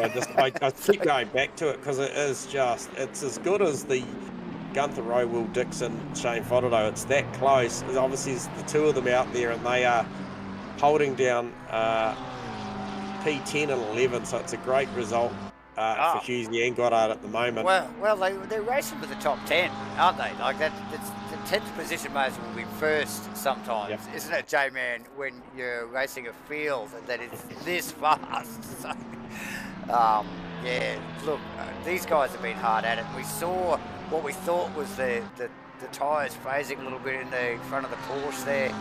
And look, really working hard, as is Gunther Rowe. Because just under loads of pressure, you know, like Hughes has been under pressure for pretty well the whole race, and look at how tight this is getting now with the Rowe Dixon Fodderno battle. Yeah, we've seen some change of positions, awkward little exit there for Rowe, makes him vulnerable to the Aston. The Aston showing. I hold my breath every time they come up through here. Look at the way that Gunther Rowe just got the bounce through the middle, and you know, really. Fodderno a couple of laps before had to get out of the throttle as he just grabbed the rear bumper a little bit because he got a better run through the middle, but it's all a timing issue as they come down out of there. And then same here, you know, they can easily get a bad kick coming out of here. And the car can bounce. Oh, definitely, as we see, like you see, in the back of shot, look way back there. And that is Dayton coming. He wants to get back in this fight, and he is not that far away, J-Man, with Dixon there with a little bit of a wriggle. I tell you what, Goddard was lining up Hughesy down into 10, 11, 12 that last time through. He was having a good look. But yeah, once again, Fodderno eyeing up Dixie. We'll get back onto that Hughes Goddard battle intermittently, J-Man, because that is the other ding-dong that is going on here in this race. It's the trio up the top of Gunther Rowe, Will Dixon, Shane Fodderno, and Matt Dayton. Oh, here we go. Oh, there was... Oh, Goddard showing the nose. Again, with the Porsche just being a little bit awkward off the corner. Which is just a Porsche thing, I think, anyway. And again, oh no, he's gone wide! Goddard, and around! Oh no, I tell you what, who's he going to be susceptible? Where is Turbot? No, he's nowhere close. Goddard, as he's recovering, gets it back on, and that takes away what was such a great battle for so long. So heavy, filthy with that. And I tell you what, Dixon has pulled away from Fodderno just slightly here, and he's gone back on maximum attack on Rowe. And Dayton really starting to hone in on the back of Fodderno now too. So well, look, it doesn't surprise me Dayton's clawed back there. He wants to have another crack at Fodderno, I'm sure. You know, like let's go, you know, version 2 on that passing move, and just wait for that, ladies and gentlemen. Yep. Because it will be coming. But Dixon really showing a really clear head here tonight. Fodderno passed, but then with a little bit of a mistake, Dixon just made it happen and sneaked straight back past. And you look at that. So just up the road there from Gunther Rowe, that's cost us macro loss. in P15. Yep. So shows you the pace that these guys are travelling at. Man, that's super close through there. Shane Fodeno equally as close at the start of that chicane as, look, Dixie's got a run here. Where does he go? Inside, outside? Oh, again, these guys go at it. Second chicane is just delivering lap after lap. Look at that. They exit there. I think both Rowe and Dixie got a great drive out of 12 that time, heading up to 13, 14. Then they'll come through Druids. This fast right hand of 15, looking to not get it too sideways off the exit. Nice and straight for all of them. Dayton and watching brief. Macrolos, now he is trying to round up Adrian Kramer there for P14. He's only got a half a second to him on a recovery mission. This was a night where the likes of Webley and Macrolos are looking to make big gains on Maverick. Webley is doing that. He is out there to the tune of 6.6 seconds out in the front. Just rounds up the car of Danny Kim. And then I think the next one he will have on that is Mr. Gable as well. So lapping well through the field now, Brandon Webley. Mitchie Haas doing a good job. Pete Dawson, Jordan Moss separated by 1.8 seconds still. So that's kind of plateaued out, but it's back to this Rowe, Dixon, Fodeno, Dayton. The 4-car trio all battling for P5. Yeah, big race for these boys tonight, J-Man. They have been well in the thick of it, pretty well from green flag dropping. Gunther will be sweating bullets, I suspect, by now as we wind down. Well, look, we're nearly halfway as we wind down to the first hour. Still another hour to go, and it has been epic so far, J-Man. Yep. As they run down to the final corner again. 35 laps in. Like you said, Makalos just in front there. Who's that just ducking into the pits? That's Fodeno. Was that Fodeno? Into the pit lane. Scheduled stop, you think? Well, I suspect so. The car, I wouldn't expect Look, that he's car on to the have deck. I'm going to quickly grab him. Shane Fodeno, hopefully I don't upset your rhythm. We see the car in the pit lane, mate. Everything going to plan at the moment, buddy. If you can, Mike's talk off. to us. So Fodeno in the pits, ladies and gentlemen. That has really changed the dynamic of that little battle there. Yeah, immediately I think this was scheduled, so yeah. Shano can't talk to us right now, but so Dixon now with a little bit of pressure off. Not to say that Haas won't be just replacing Fodeno right underneath the back wing of that Aston Martin any moment soon. So yeah, so now look, he's done that close to the halfway mark. We're only 3.5 minutes off of that halfway mark through this race. So how quick was that stop, J-Man? Okay, so to give you an idea, he was 32 seconds on the jack and then a total time of 49 outright. So that gives you an idea. Tyre stop? Yeah, yes, 100%. Yeah, 100%. Set of tyres and back into it.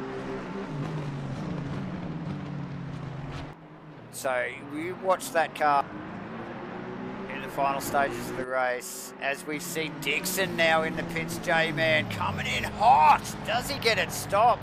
Wow. Dayton Dixon. Sorry, yep. So nice work there. So two of those guys, that's Fodeno and Dixon, have been going at it the whole race. So you think covering each other off there? Yeah, you think Dixie's covering off the the undercut? I would suspect so. He wants to run with Fodeno. He knows he's got the pace in that Aston. Okay, I'll give you an idea. He's approaching the 30-second mark as we speak. 29:30, 31, 32. So 32 seconds, and we'll look at his exit transit time, and we'll look for the data, the telemetry to see if he doesn't get any time penalties. No problem there. 49 seconds apiece. So where is Fodado? Okay, so Dixie's done a good job at covering off that. So the overcut looks slightly better. Maybe a better in-lap for Dixie than Shane Fodado. Yep.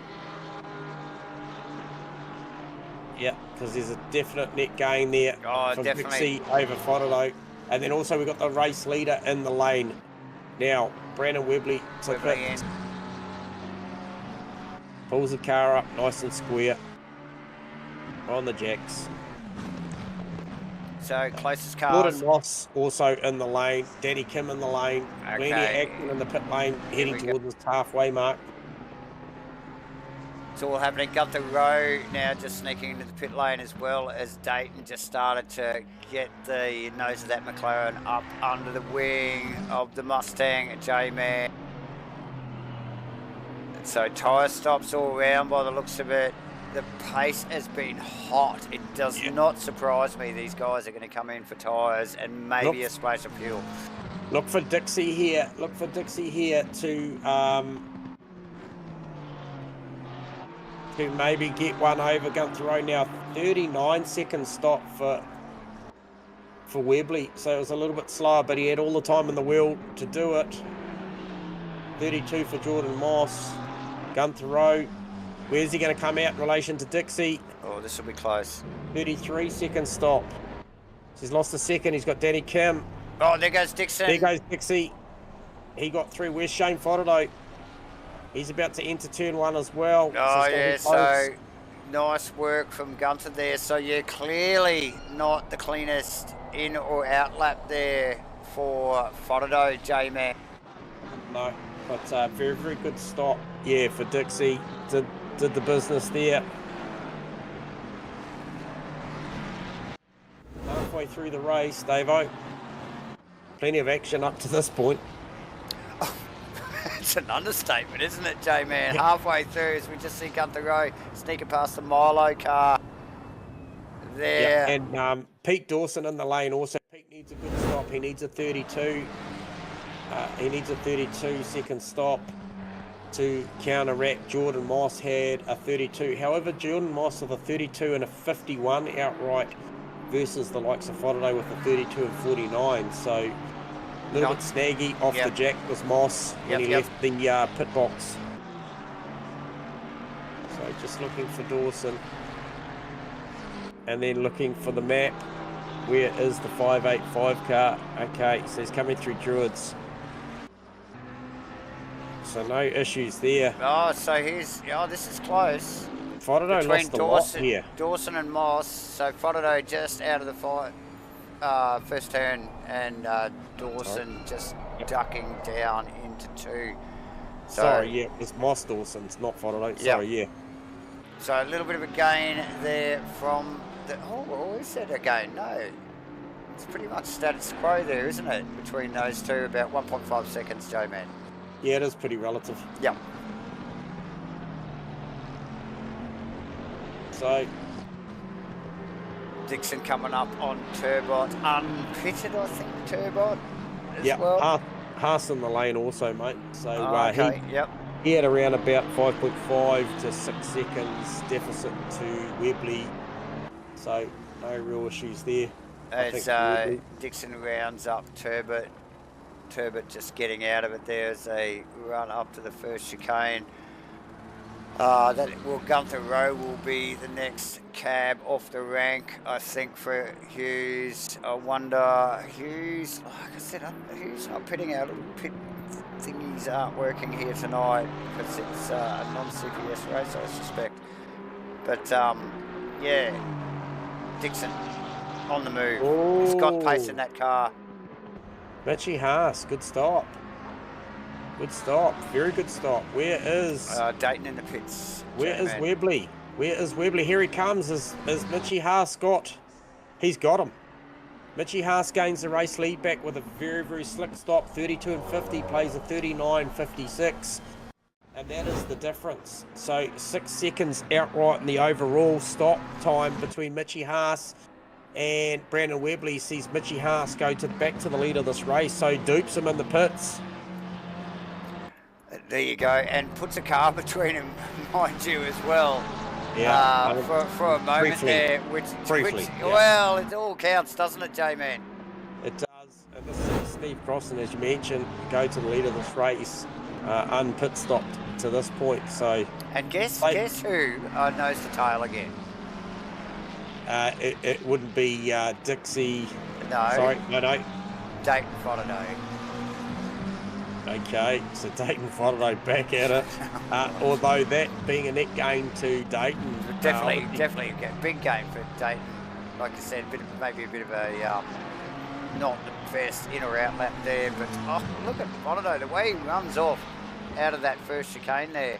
Super quick down into this braking area. Yep, cross it to the lane too, mate. As we see the Sim Blacks, number 43 Honda in the lane. Flurry of pit stops here. 56 minutes to go, ladies and gentlemen. Hit the like and subscribe button. This is the 2024 Rain Light Racing GT3 Series 6. Proudly brought to you by Sim Blacks Crosscut Woodworks. True to life racing designs, Crossy 43 and Hendo. And of course, Matchbit Entertainment broadcasting all this live on YouTube. All this goodness coming from Rain Light Racing. Yes, definitely hit the like and subscribe. Webley, 0.3 of a second. You don't even need the delta. He's right there as they tip it down into turn 5, Shallow Oils corner. He is right on the back of this McLaren of Mitchy Haas's again. So Mitchy Haas gets another shot at leading this round 6 in season 6 here at Oulton Park. Yeah, the biggie, mate. 1 hour and 20 minutes. So 2 hours, 120 minutes of great racing here at Oulton Park. And it has been crazy so far, J-Man. Hectic, I would say, so far in this first hour.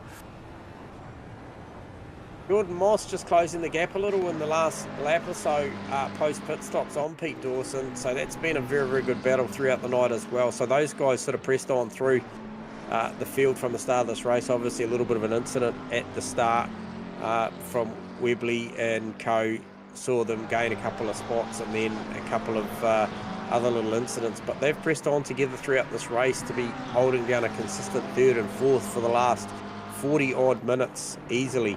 Yeah, so, definitely, J-Man. I just noticed that Dayton and Fotterday spread out a bit. Gapped there a little bit, so maybe a little bit of a slip up from Fotterday there, allowing Dayton to stretch his legs. But coming up on the back of Turbot now in the first of the Porsches, and we saw Turbot before just allow the boys, unpitted too. Dixon and Rowe to go through, unpitted. Yep. So knows he's out of position here and allowing, quite rightly and gentlemanly like, allowing these boys through. As we just see Dayton run a little bit wide on the entry there, but there it is, Turbo getting out of it and getting Jordan Moss now line. Oh, and Dawson with a run wide. Mossy's going to round him up here around the outside as they come out of 8-9. Heading down into 10, the job's already done. He's got through, so it was a slight mistake coming through 8 and 9 from Pete Dawson. Just allowed Jordan Moss just to poke that McLaren in there and grab that podium spot provisionally. Just picking that up on the replay there, J-Man. It was lucky that Dawson didn't run a little bit wider there because Mossy had such a run there. There could have easily been contact between the two cars, but yes, clear heads prevail. And the race goes on, but nice work from Mossy. He puts himself provisionally on the podium. J-Man in 3rd position in the 777 ASRN Z McLaren. Nice work from Jordan Moss. Really has kept his nose clean tonight, mate. Yeah, look, he has. And, looking for a better result here tonight, looking at the results throughout the season, he's currently sitting 21st at a no-show at round 4. But yeah, the results, I think, probably the best result of the series so far was the previous round 5, but still only managed to gain 17 points. So he'll be looking for a big swing here to bolster himself up the field a little bit in that 777 McLaren. So well done so far to Jordy Moss. He's just got to just keep the eyes forward and keep the rhythm going. He's on a fresh set of tyres now. He'll be fueled up, ready to run home for the next 52 minutes. And look, he does like the longer length races, so he's in a good spot. Oh, definitely J-Man. A little bit of an enduro master is our Geordie.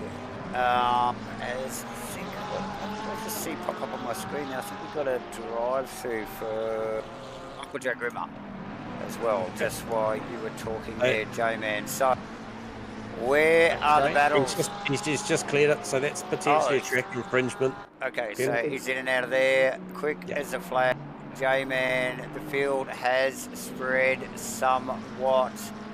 We will pick up on the Dawson thing again. J-Man, as he chases down Jordan Moss after just that little bit of a slip up. Look, the pace has been so hot, and we say it time and time again, particularly on, you know, such high average speed tracks like Oulton Park. The pace has been hot. The slightest slip up, you're always going to lose a position here. We saw the first 40 minutes of this race, the mid-pack was so tight. So spread out a little bit now, and the boys with a bit of a flurry of pit stops, and you know, things are equalising a little bit, but you just wait for the last 10 minutes. It'll be a sprint race once again. Yeah, I think a couple of battles that are going to form very shortly is the Webley is going to go to work to try and bridge that gap back to Mitchie Haas, and that's currently sitting at 1 second. The other one that's, I think, going to definitely transpire will be the Gunther O'Matty Dayton battle again. That will go. Shane Fodder just needs to get back into his rhythm. He's about 2.5 seconds off the back of Dayton, and that'll transpire. I'm pretty sure he'll be able to get back to that one as well. Mark Turbot actually has just made his pit stops. He's in there at the moment. Okay, so who was he battling with? Was it Goddard, J-Man? No, Goddard and Hughesy had basically been battling, but Goddard succumbed to that incident after he went through Island Bend, turn 4. You picked it up on the replay, just had a little bit of incident down there. Yeah, turn the car around. Took him out of the fight. It did take him out of the fight. It'll be interesting to see how all things equalise after pit stops, as we got cameras on Dayton looking very speedy. He does have Fudado in tow, but yeah, just starting to sneak back up onto the back of the Guerrilla Racing Mustang of Gunther Rowe. J-Man now looks very committed. The car looks nervous. I suspect Dayton pushing very hard. Yeah, no, he is, and I thought that early on. I think I mentioned it early in the race. You know, he was quick, but the car did look nervous. I think right from maybe the opening 5 or 10 laps, I thought the car looked very, very speedy, but very nervous. So he's hanging on to it, especially in some of those high-speed corners. Druids, turn 15, also down through Cascades and on the exit, turn 3. Pretty nervous. Car does look good through the chicane. I thought he's been quite strong out through 7, 8, 9 tonight, and certainly out of 12. Knickerbrook as well, heading up Clay Hill. I thought the car looked good, but yeah, the high speed stuff just a little bit nervous, and yeah, but very, very quick now. Webley is starting to go to work now. 34.0 last lap round for Haas versus a 33.8 for Webley, so 0.7 is the marker there. So the battle for the top spot is starting to shape up. Geordie Moss is some 5 seconds behind that battle and about 1.1 clear of Pete Dawson, so that's shaping up. But yeah, Matty Dayton, he is the guy on the move at the moment, looking to try and go to work. Now Gunther Rowe, got to tip the hat for Gunther tonight for all the pressure he's dealt with, and loads of it, out of nerve. Yeah, like I mentioned earlier, he's probably sweating bullets for the whole race. Like, in such a massive train of cars there for the first 20 to 30 minutes there, and then just like they just haven't let up on him. But yeah, really hitting his marks, J-Man, staying focused, keeping the car pointed in the right direction. It has looked a little squirrely here and there, but yeah, really showing some great form here, as he did last week as well at Donington, my friend. Yep, 100%. So about equal battles in the time splits between Dayton and Rowe as there is Webley Haas. Webley really starting to find the form and the lines to just start to put pressure on Haas now. But strengths and weaknesses, I just see the Mustang looking very, very good under brakes down to those chicanes, but then maybe Haas with the fresh air and the clear vision looking at maybe focusing on the exit more than the entry at the moment, because it just does look like Webley's closing ever so slightly. First phase of the corner, but yeah, Haas really focusing on the drive traction, knowing that he's probably at a deficit on the exit. Now, who was that I saw? Might have been Joe Grimmer's car, I think, backwards in the fence there, J-Man, out of the final corner. Okay. As the leaders just sneak past there unscathed. So Joe in the walls a little bit tonight. Matt Dayton, he's still trying to uncrack the code, which is Gunther Road, and that's a tricky one because Gunther Road is, like I mentioned, he's just shown that he's not fazed by a car in the mirror. No, not at all. I think he might have just ripped that mirror right off, Jamie, and then just thrown it into the back of the car. And and look, we've mentioned it a couple of times tonight already. Just in a little nice sweet spot of form at the moment. We won't try not to put the curse on him, but yeah, a little sweet spot of form. You know, showing a good set of heels over the past couple of weeks. And that was that Grimmer in the fence again. Can we see if the race director can give us an off the wing shot out of Mitchie Haas there and just see the pressure that Webley's throwing at him, mate, for a minute, and just that's really shaping up. So definitely Haas will have plenty to think about. He probably should rip his mirror off as well. Just focus out the front as the flames lick back from the back of the McLaren Mustang, nearly getting a little bit of a toast on the front there. But I think Webley just getting that little bit closer and closer each lap here at the moment, J-Man. Yeah, look, he is. I mean, out of turn one now, he's right there as he chases him down through two, through Denton's, down to three, down through Cascades here, and we'll see the Mustang just suffer a little bit in the middle of the corner, but you watch how he'll close the gap, as they head down to turn 4, Island Bend, and then it very much goes down to one line as they tip it into turn 5, Shallow Oil Corner. Oh, the Mustang very, very wide that lap, down through Island Bend. And look, and that it does compromise your braking there a little bit. You're on the inside. Yep. Very, very heavily cambered corner that, so you can sort of gather it up. These guys just starting to range up on the back of one of the lap vehicles. I think that might be Bill Davison and one of the other 777 McLarens, J-Man, as he smartly pulls that car across and gets out of it, allowing those two past. We must get back a little bit to this Dayton Row battle as well. Yeah. It is hot, and we've also got Dawson Moss heating up as well. So we'll try and keep across all of that. Webley Haas is definitely priority at the moment.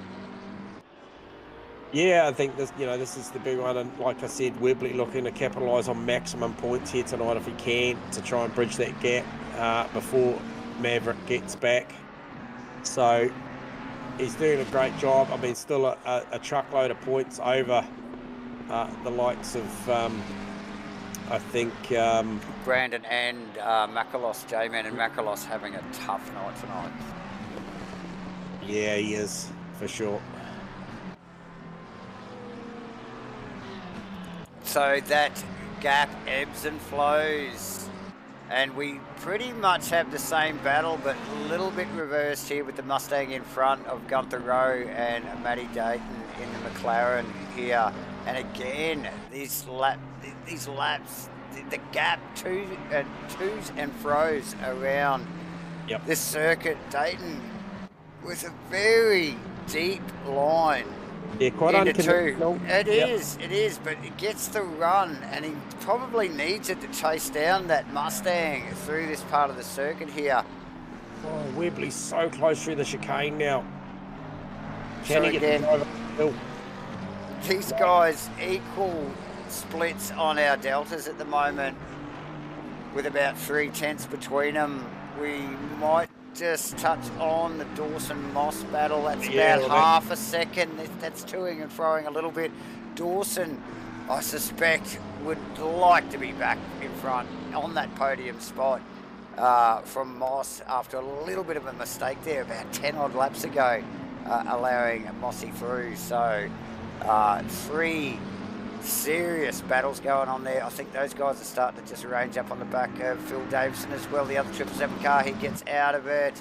Or the Bentley just having to take evasive action.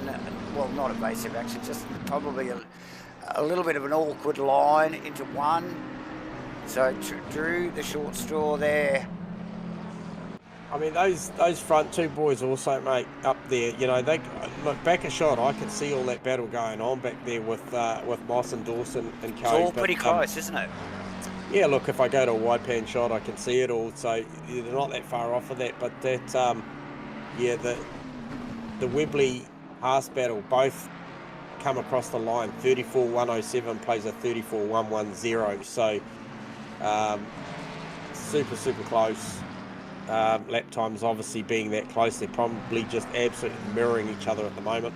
Yeah.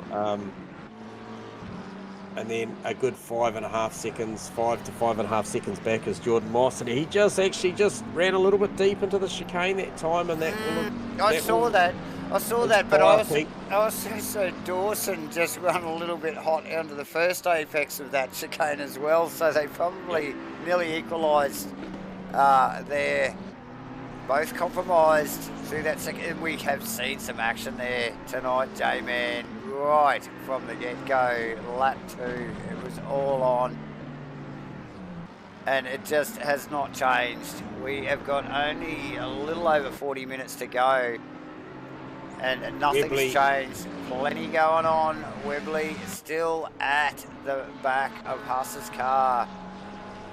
Just ducking through 2-3 there.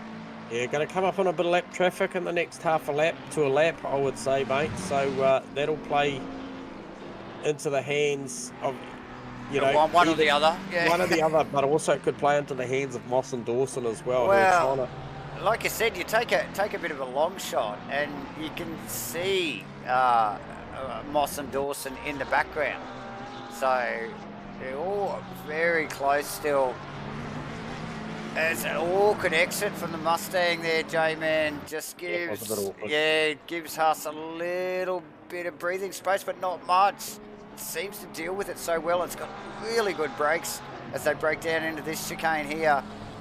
Yeah, but you look at the way that McLaren exits off of the chicane. He just put a little gap, you know, once again, he just pulls enough, and then we get to the back end of the straight when the Mustang's starting to really wind up, and he closes back up. Look how close he is at Druids. Then once again, you look at the exit drive for the McLaren here. Yeah. Very good. Like I said, blue flags are waving, coming up on Adrian Kramer. It's Kramer there, J-Man in the Ferrari. He will see these guys coming. He will see the blue flags are waving. Dawson, Dayton still going at it. Rowe, Dayton, should I say, still going at it. And Dawson, Moss still at it. Kramer out of the road. Nice. Haas and Webley both through on Kramer. So good job there from Adrian Kramer. Gunther Rowe, keeping it clean. Dayton on his tail. They are so close now, J-Man and Webley so close on Haas down to the hairpin. Yeah. Filters down to one line down through there, so not a lot to give, but you need to be close in case there's an awkward bounce off the curb here through 7, 8, 9, and then you're right on the hunt. We saw Jordan Moss go around the outside of Dawson here earlier, just obviously the... just that little bunny hop, isn't it, off the curb there, and that's all it takes. So that, again, that gap, twos and fros, we will try and keep up with all of this going on here. Just look in the background there. Who was that in the fence? That is Jordan Moss and Dawson. Are these guys gaining on the boys up in front? And we've also got the Dayton Rowe battle continuing. I'm not sure what colour car was it, J-Man? I think it might have been Phil Davison. Might have just split the gap there out of Island Bend down to... shallow corner, and he was inside. Oh, big whoopsie there for Mitchie Haas. Gets a big kick off the curb. And he's got him vulnerable. Turn 16's going to have that Mustang round up the outside. Can he live around there? Oh, again, Haas, and he did it last time, J-Man. Webley got past. He just gets out of it. He knows he's made the mistake, and he knows Webley's got the overlap and the run. Dayton for a big look on Rowe down into turn 16. Also gets out of it late. Gunther Rowe sweeps around the outside again. So moves happening with 36 and 3/4 minutes to go. Webley back to the front. It took a good portion of time, but Haas is still right there. The race is well and truly not over yet, J-Man. And you can see in the background this battle that continues up the pointy end here has allowed Moss and Dawson Gain about 1.2 seconds in that phase. It's a bloody big chunk, J-Man, and I think they just got to round up, or they have done now, Kramer's Ferrari there, and will be on the hunt as the battle continues up the pointy end. Dayton Rowe. Dayton Rowe is super hot now. Oh, Rowe slides the Mustang into the first chicane. Nice work from Rowe. Really got that thing hooked up. A little bit of an awkward bump. Another awkward bump just runs him offline there a little bit. Dayton looking for the gap. He's got nothing yet. Rowe's just got him covered, hasn't he, J-Man, at the moment? Yeah, he has at the moment. He'll be filthy if he goes this long on the race and then gives it away. So he's going to try and hang on to this for the duration because, man, he's done a stellar job at defending this position. Oh, without a doubt. Oh, Dayton's super close again. Looking for the move. Shadows him into one, the same line, same apex. Look for the drive off. Gunther Rowe sideways out of one. Oh, here we go. Oh, looking Dayton's for the overlap. go to the outside. Gunther Rowe not leaving him a lot of Gets room there, J-Man. Really did shut the door there. Dayton Wow. sideways through three. So close. All this is helping Fodado to bridge that gap. And Haas still right on the bumper of Webley too. Webley hasn't been able to step out from that after making that pass. It was a mistake that allowed the pass to happen. Yeah, definitely. I felt like Haas had the measure up to that point, but just made that one little error out of turn 16 Lodge corner. J-Man, I feel that Rowe's starting to feel the pressure. He's had that two wheels in the grass, out of the hairpin, and then in and out of the chicane. Mm-hmm. Oh, really working hard to keep that Mustang in front of Matty Dayton's McLaren there, J-Man. Oh, Haas Webley out of one. So this show is not over. The podium is not decided because we still have Moss and Dawson just tucked in behind this group here. Oh, was Webley covering there, J-Man? I think he was. Oh.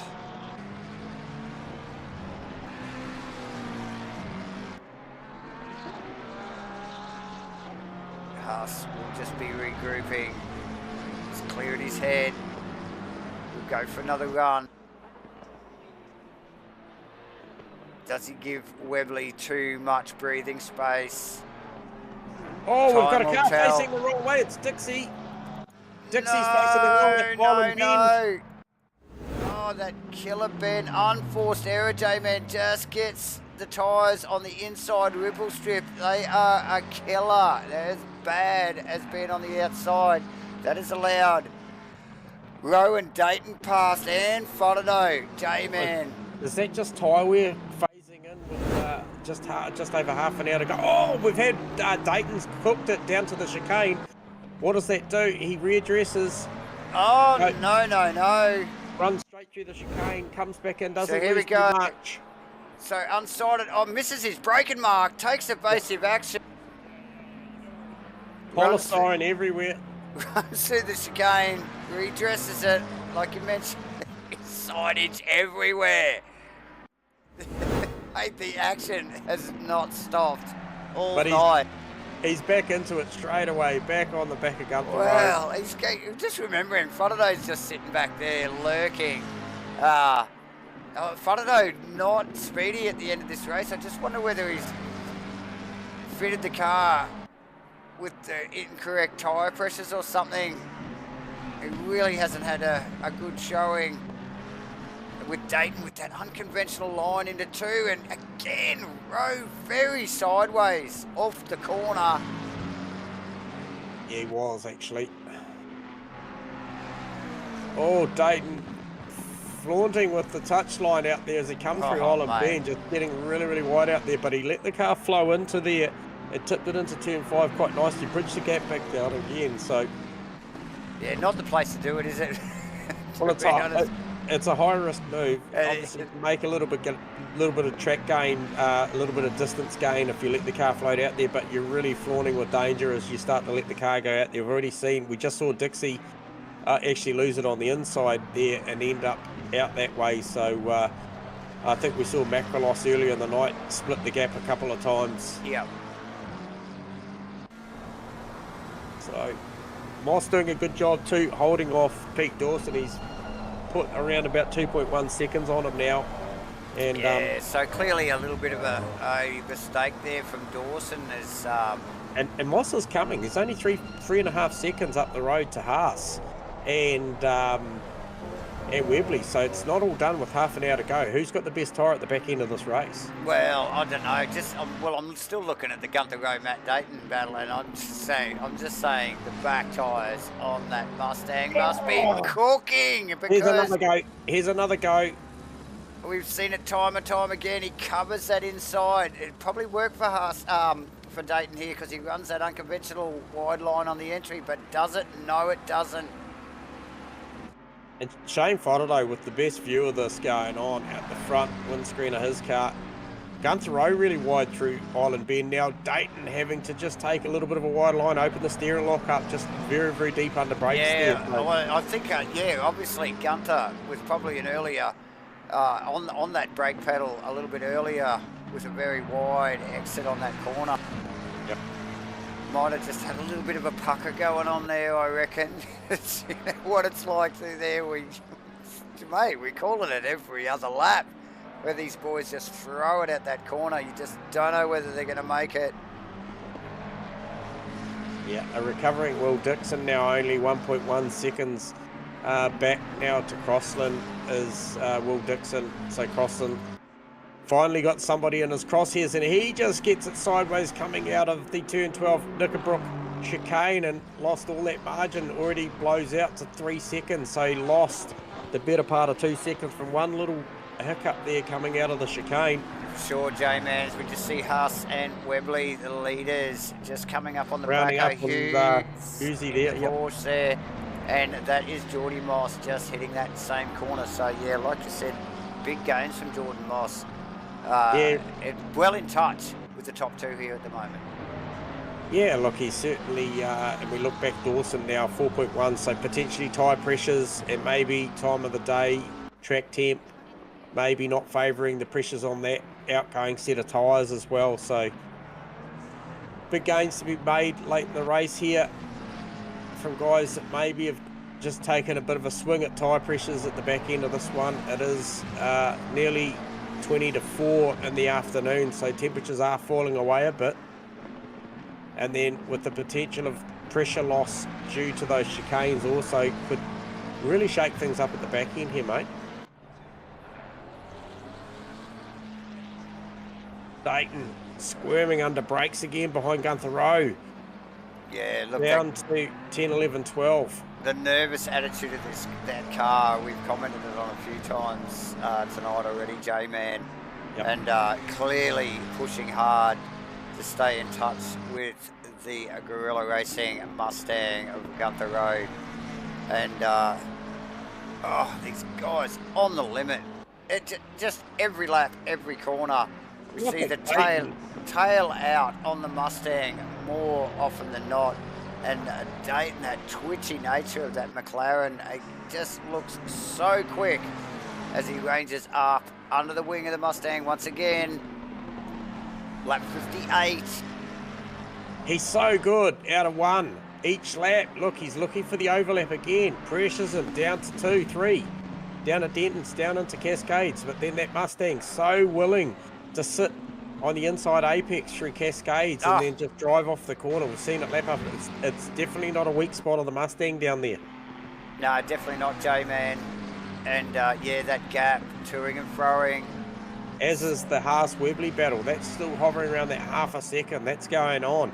You know, we've been racing now for the better part of an hour and 34 minutes, and it's still going on. It's been like this since we saw the lights go out, mate, and epic stuff. It just hasn't stopped, does it?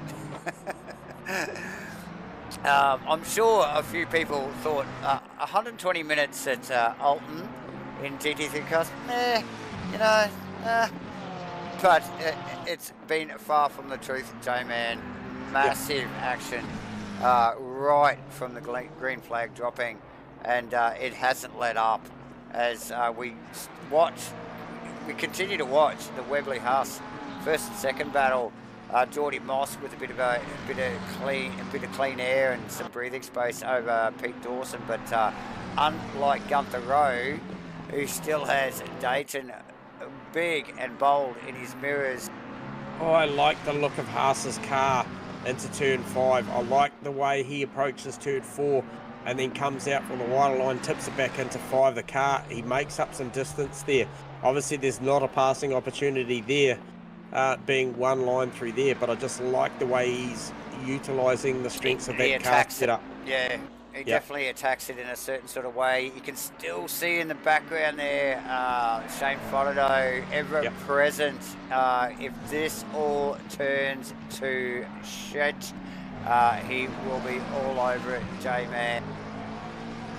Yeah, 100%. And look, these guys are that close. I think Dayton's had enough skiers under brakes, wiggling under brakes, especially coming down on the section here, heading down to 10, 11, 12.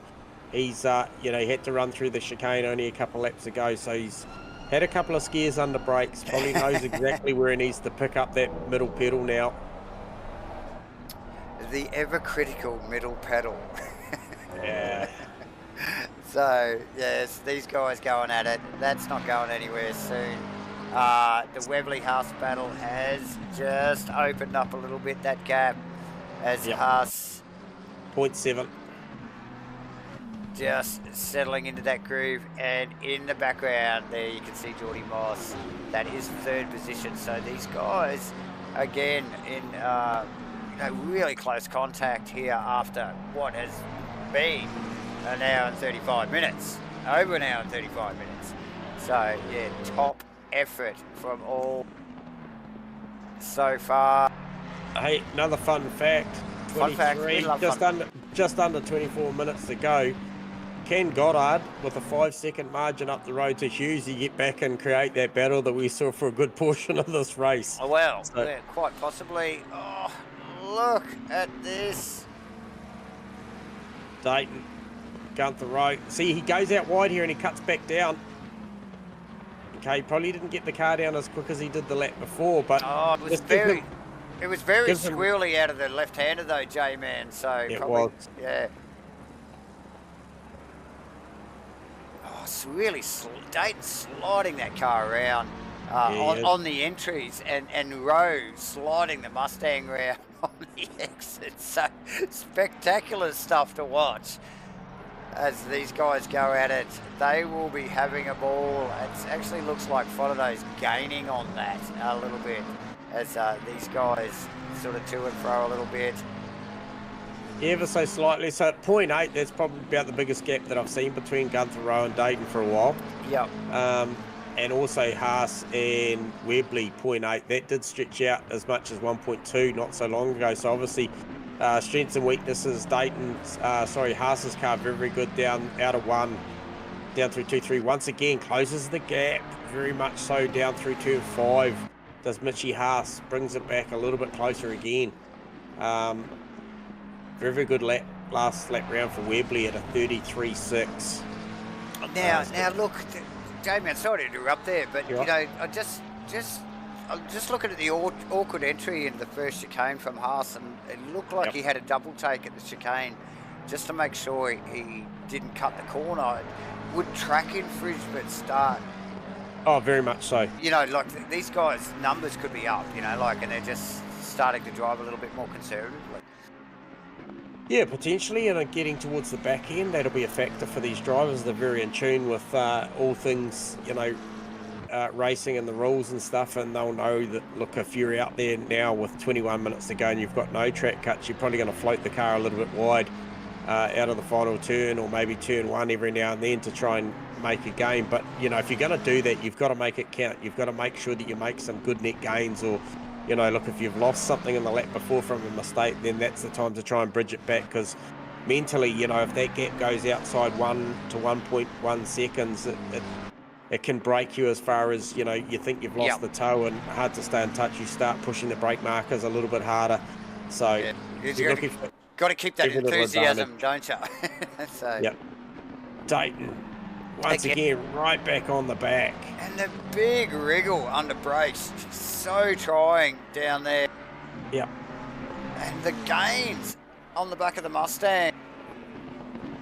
And again, look at him tip it into one. Those McLarens are so good down through one. The tip-in is amazing, isn't it? But then you watch Gunther Rowe's line down through three here. He's just been solid all night, tips it in, and just gets the car to the apex there and just drives it on out. There's nothing to be had there for the McLaren. He's got nothing. He's got nothing.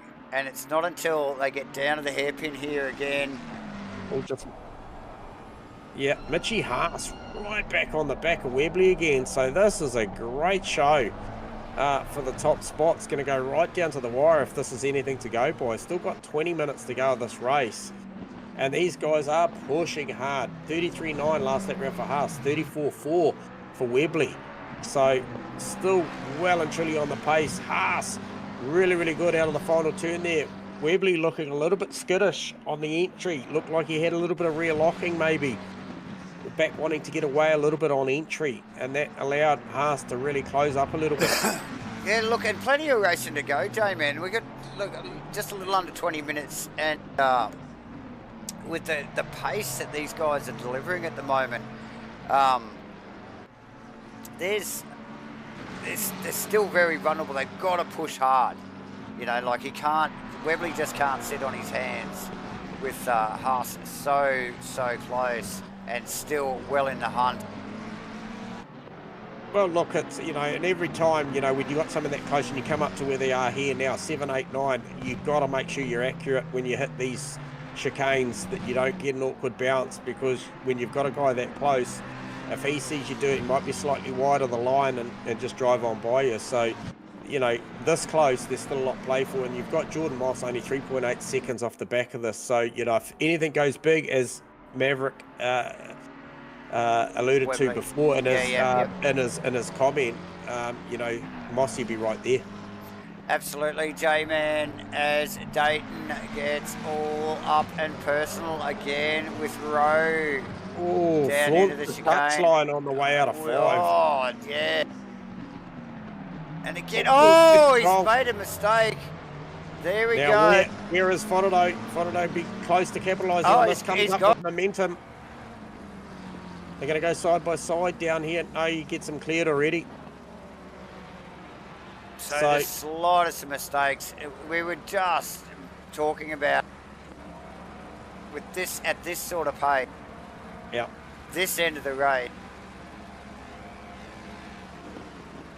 Got to keep that momentum. Tough stuff there for Dayton. So Gunther Rowe gets off the hook. He's got around 3.3 seconds back to Faraday now. Oh, the way he's been driving, you'd like to say that he'll probably feel pretty confident he can maintain this P5. You would expect so, J-Man. What a cracking race it has been so far. We've got over 17 minutes yet to go in Rainlight Racing's 2024 GT3 Series 6. It is round 6 here at Oulton Park. The racing has been incredible, and still, like I mentioned, 17 minutes on to go. It's still not over yet. We must thank thank Sim Blacks, of course, for bringing us all this goodness. Crosscut Woodworks, True to Life Racing Designs, Crossy 43, and of course Endo, and Matchfit Entertainment for bringing you this broadcast live on YouTube tonight. Please hit us up with a like and subscribe, and yeah, there's a message in the chat box there, guys. It's not over yet, J-Man. The gaps have stretched somewhat. Dayton Fotado with a little bit of space now between them, nearly a second. Like J-Man said earlier, you know, once that gap breaks away a little bit like that, it can break your enthusiasm. We've got Haas on Webley. What happened there? Webley was wide through Island Bend through turn 4, and then he also missed the apex into 5. Not only did he miss the apex, he was loose and wide on the way out of there, and I'll tell you what, that has just bridged the gap back again a little bit for Mitchie Haas back to Webley, although Haas getting a little bit awkward off of the turn 9 chicane coming out of there, and that is just all playing into the hands late in the piece with just under 16 minutes to go. Jordan Moss, he's just bridging that gap a little bit more again. Yeah, with these guys going at it like this, J-Man. But yeah, Moss will be very happy to be in the position that he's in. Replay on Dayton, that car is proper broken. Dayton Dixon, what happened there? Car is absolutely busted crab in the front. The front of that cross is coming round them up. Gets off the curb there. Oh my. Yeah, and she's a tow truck back to pits. That thing is proper broke, so that takes him out of that battle. So that allowed Dixon, Crossland and Hughes past J-Man. So a bit of a gift from Crossy there, puts him in 8th position. Ooh, like we said, bloody race isn't over yet, guys. It's plenty. There's so much going on still as we wind down. Around about a second now, Webley to Haas, so Webley with a good lap last lap round. We saw him a little bit wider, turn 5 apex, and Haas bridged the gap. Then he was loose off there. The gap's closing again, so clearly sector 1 favours the McLarens. The 66 car of Mitchie Haas, and then back end of the lap favours the Mustang. Moss ever closer. He is. And who's that? Dawson. That's okay, Dawson. So he must be rounding up one of the Porsches. I think that could have been. Where's Gunther now too? He'd be sitting in a really nice big patch of clean air. He will be breathing a sigh of relief and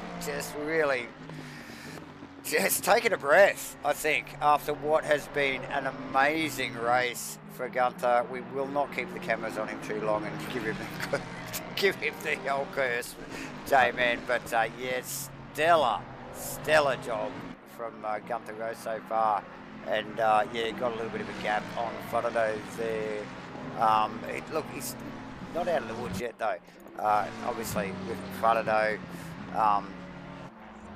you know, able to hit some pretty amazing times there. As we just see Webley run wide out of 1 as well there, J-Man. Yeah, still pushing hard, and probably at the back end of the tyre life on that Mustang.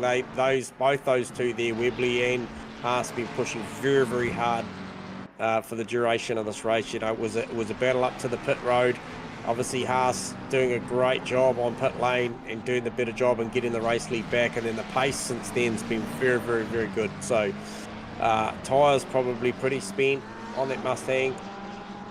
I feel like it's probably more the fronts than the rears at the moment. I've seen a little bit of push coming into a couple of these chicanes. Maybe that's just being a little bit deep under brakes. It's a lot of lap traffic in the next 2 laps for these boys to contend with. Negotiate, yeah, definitely. First car off the Danny Kim in the Milo car, sees the boys coming, steps away to the side and gets out of it. It's going to be a bit of an awkward situation here.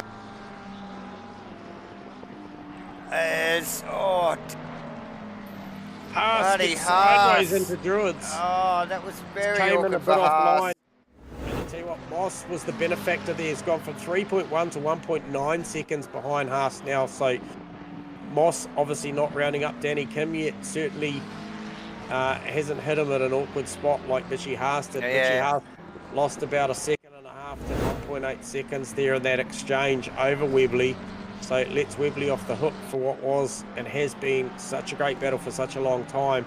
But it'll have to be eyes forward, because Jordan Moss at 1.8 seconds behind, if he can clear Danny Kim down this lakeside straight before they get to Island Bend, and he will, because Danny Kim rolls out and lets him through. Yeah.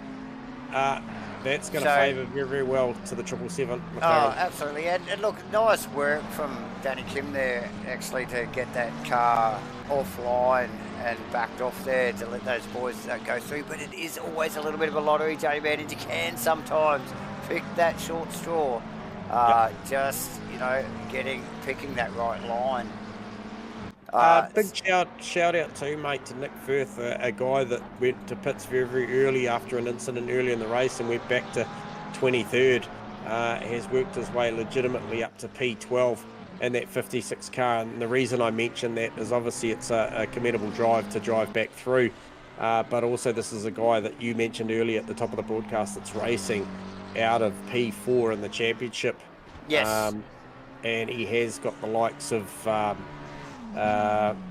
Crossland, Fodado, and co, Dixon in front of him, that will be of concern in this championship. But however, he is doing a good job, and I feel like he's probably going to come out of this round with a gritty drive like this, possibly still in fourth in the championship. So yeah, definitely. And I noticed Makalos, after getting tangled up a little bit there earlier in the race as well, J-Man, I cannot see him on my list.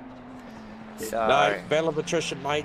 We are down to effectively 19 or 20 drivers out there now. So yeah, so that car already packed on the transporter, ready for Kailami, and as first, just making a little bit of a slip up in the second chicane there. So obviously struggling, but in a big space of clean air, thankfully for him.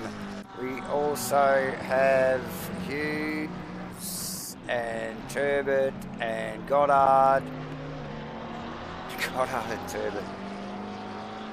Yeah, so they got Webley and Haas, the leaders, coming back around to put another lap on them shortly.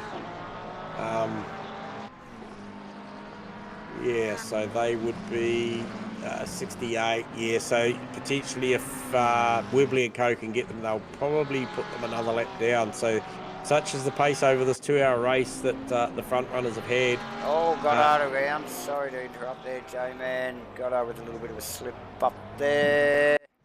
Okay, yeah. Just coming out of that. Let's see the replay of this. It looks like he just missed the first apex. Oh, and he's just given it a flick.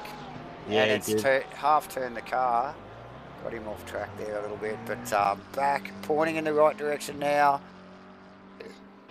Onwards and upwards for Goddard. J-Man. Just looking at Moss coming on strong late in the piece here with 8.5 minutes to go. 1.6, 1.7 seconds back from Mitchie Haas. So Mossy's just let this race come to him tonight. Obviously engaged in a very, very good battle with Pete Dawson for a long time. But yeah, got that clean air, pulled away Pete, and then just been allowed to focus on the back end. Maybe saved a bit of tyre because he's coming on strong at the back here. Yeah, quite possibly, J-Man. Yeah, it's sort of not... I mean, I know he was chasing Dawson there for a while, and then Dawson with a slip up and put him behind, but they were never really in a hard-fought battle, were they? It was, so yeah, might have saved that tyre just a little bit. Yeah, so, and the car's looking good. The car does look straight. I haven't seen too much ragged stuff, I think, out of him. I think Mitchie Haas made a couple of tiny little mistakes the last 2 laps that I've seen. He's just pushing hard, maybe trying to bridge back that 2.5 second gap. Maybe he's still got eyes on the prize of trying to get back up to Webley, but you know, Webley was a good 4 tenths quicker, 3.5 tenths quicker the last lap round. So it'll be interesting to see what the lap stats tell us now. Webley just about to cross the line, crosses the line on lap 71, full lap 71 on a 34.2 for Mitchie Haas. and a 34.1 for Jordan Moss. So Mossy the quickest of the front trio at the moment by the smallest of margins, but it does certainly bode well heading down into the final 7 minutes. And we know traditionally most places we call on any given night, we get down to the final 3 to 5 minutes, and it just gets amped up. It's like, you know, the urgency kicks in, guys start spending what they've got, and it all gets pretty exciting. So 1.4 seconds. Obviously, Mitchy Haas coming up on the back marker. Who is that? I think that's Turbot or Hughes. No, Hughes, no, that's Hughes. Yeah. So yeah, that could change the dynamic. Running 0.9. Mossy right there. As he come on strong at the right end of the race? It's a challenge for potentially second. Is Haas struggling with tyre pressures or wear or deg, or is it track infringements? Is he driving more conservatively than he has been the whole race? Well, or is it a fuel issue? Is he managing fuel? Well, there you go. Because Moss is in the hunt. We've got just under 6 minutes to go, and this is ramping up. Yeah, Webley doing a great job now, pulled it out to 2 seconds, just driving away. Looks like he's just managing this race. I feel like, 2 seconds over Haas, although 35.1 for Webley last lap round, that's a particularly slow lap for these front runners. But 0.6, Mossy now starting to get inspired by the gap, so lots more lap traffic as we see Uncle Joe just get out the way there. And I'll tell you what, Mitchy Haas is going to catch him at an awkward spot here as they come through Island Bend, turn 4 down into turn 5. They're pretty much going to catch Uncle Joe in the middle of this corner. Uncle Joe just loaded out to the left. But that'll leave Mossy stranded, or has it? No, it's allowed him through. So yeah, unimpeded for both drivers there, J-Man. Yeah, so they both got through. So Uncle Joe doing a great job there to jump out the way. And who was that? The 56 car just cleared a drive through. I believe that was Nick Firth. Oh no, sorry, Nick Firth just copped the drive through. So that'll be a track limits thing. So I just commended Firthy on a gritty drive back. 40 seconds back down to Danny Kim. He's not likely going to lose any positions here for this infringement. No, thankfully for Firthy there, J-Man, but yeah, definitely not his night. One of the drivers that did get tangled up in some of that early situations in the first couple of laps there, and just really hasn't sort of got back on it. What do we got time left? 4 minutes and 10 seconds. Fodado, can he bridge that 1.6 second gap back to Gunther Rowe and have an attack? I tell you what, it doesn't look hopeful, because even if he gets there, we've seen how defensive Rowe's been able to drive that Mustang. Well, yeah, for a couple of weeks, J-Man.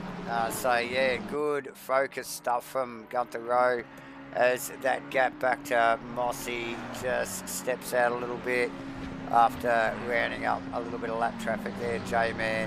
But Haas on Webley again. Half a second, like really close. Like, what happened there? Well, Webley's just done back-to-back 35s, and does he feel conservative? Yeah, something's definitely going on there, because he's definitely backed it right up. 3 minutes and 20 seconds to go. The pace has stayed the same from Mitchy Haas, but Webley's definitely backed it off a little bit. Backed it off a lot, J-Man. Yeah, he has backed it off a lot. So this thing is going to heat up with 3 minutes to go. We're only going to see the better part of probably, what are we looking at? 2 more laps. So this is it. It'll be pretty much now or never. Haas is in there. They've just sort of 1.6 seconds back again to Mossy, so that pace has just increased a little bit. I'll be interested to see what the lap time is here for Webley. Well, surely it's going to be another 35 or something, isn't it? 35.1 plays a 34.3, plays a 34.4 for Mossy. So Haas, the quick car there. What can he do? There'll be this one and one more. right in the hunt. Where is Webley struggling? If he's struggling anywhere, we're bound to see it this lap. Now, I think they're coming up on the back of Goebel as well there, J-Man. So more lap traffic to deal with in these final couple of laps. Oh, wide again from Webley, which compromises he misses his brake mark. He's really got to let that thing run deep to stop it. Yep. And again, that McLaren really does just manage that so well. J-Man, we've seen the time again. Yeah, very awkward. Look at the run up the hill. Look at the run here. Had a very awkward jump off the exit of the chicane. That's put Haas there. What a beautiful job under brakes from Haas. Oh, no contact, J-Man. Nah, how tight is this? Oh, but there it is. Yeah, a little bit of rubbing. Mossie's coming with a run. Just the slightest bit of gizzing there, J-Man. Minute That's all it 28 took. to go, and it's spicy for the win. Oh, Moss in the box seat for all of this. It's all going off here, mate. We mentioned it. It often comes down to the last 3 to 5 minutes, and these things ramp up. Fotodow's got the gap back to row down to 1.4, but it's all about Webley, Haas, and Moss. Webley super sideways off the final corner there. This will be the final lap, J-Man. Can Mitchie Haas bring this thing home of what will be an absolute breakout drive? We saw him with some good success last week, but this one tonight, this is a true performance. Battling it up there with Webley, who has looked the goods. Moss, good drive out of turn 3 as they head down towards Island Bend. Got good drive. We saw Webley miss the apex here the lap before. He'll need to keep it nice and tight here this time around. He's wide again. He's wide again. Moss all over the back. Oh, he's sideways off the corner, off of 5 as well. So is there an opportunity for Moss to pip a spot, go P2 here? Moss always so cool-headed here, J-Man. I don't think he wanted to get involved with that. Webley still going at it. And that's Goebel around. That's Goebel around. Yep. So Haas only got to hang on for around about 3 more corners. And what a stellar drive from all of these boys. A ding-dong battle going on. Wide. Oh, with probably enough gap to keep Moss out, J-Man. But it'll be enough for Mitchie Haas to get the goods, get the gold wear here. Brilliant drive. Mitchie Haas take a bow. Webley take a bow. Jordan Moss, what a stunning drive. Brilliant stuff. The top 3 come across covered by around about 1.2 seconds from first to third. What a brilliant drive for those 3. And then Pete Dawson in the Bentley comes across for P4 over Gunther Rowe. Now, Gunther Rowe probably would get my next best drive of the day. I feel outside of the podium. I think it was a stunning drive from the Pro-Am 580 Mustang driver. Oh, without a doubt, J-Man. And then 10 out of 10 from me. Shane Fotodow about to bring that car across after Gunther Rowe. Only about 1.6, 1.7 seconds behind. So good drive from Shane Fotodow. And then Will Dixon, up and down race. They had actually very, very good race. Did see him facing the wrong way down at turn 4 at one point. And then Crossy, very consistent drive for Crossy. Comes home for P8. Yeah, nice work from Crossy. And then Hughesy engaged in a very, very good battle for a long portion of the time with Goddard. Comes home in P9. Turbot in P10. Goddard does bring the car home for P11. Nick Firth maintains that P12 position we spoke about. Bit of a gritty drive. Saw him back to effectively last in the race early. Comes back for P12. Danny Kim brings it home P13. Adrian Kamer, Phil Davison just chasing down. Okay, so that's cleared. Phil Davison 15th, Goebel 16th, Grimm 17th, and Tony Spence classified there in 20th. What a great race. Man, that last pass from Mitchie Haas, I can't wait to have a chat to him. But first cab off the rank is going to be a guy that you and I know both very, very well.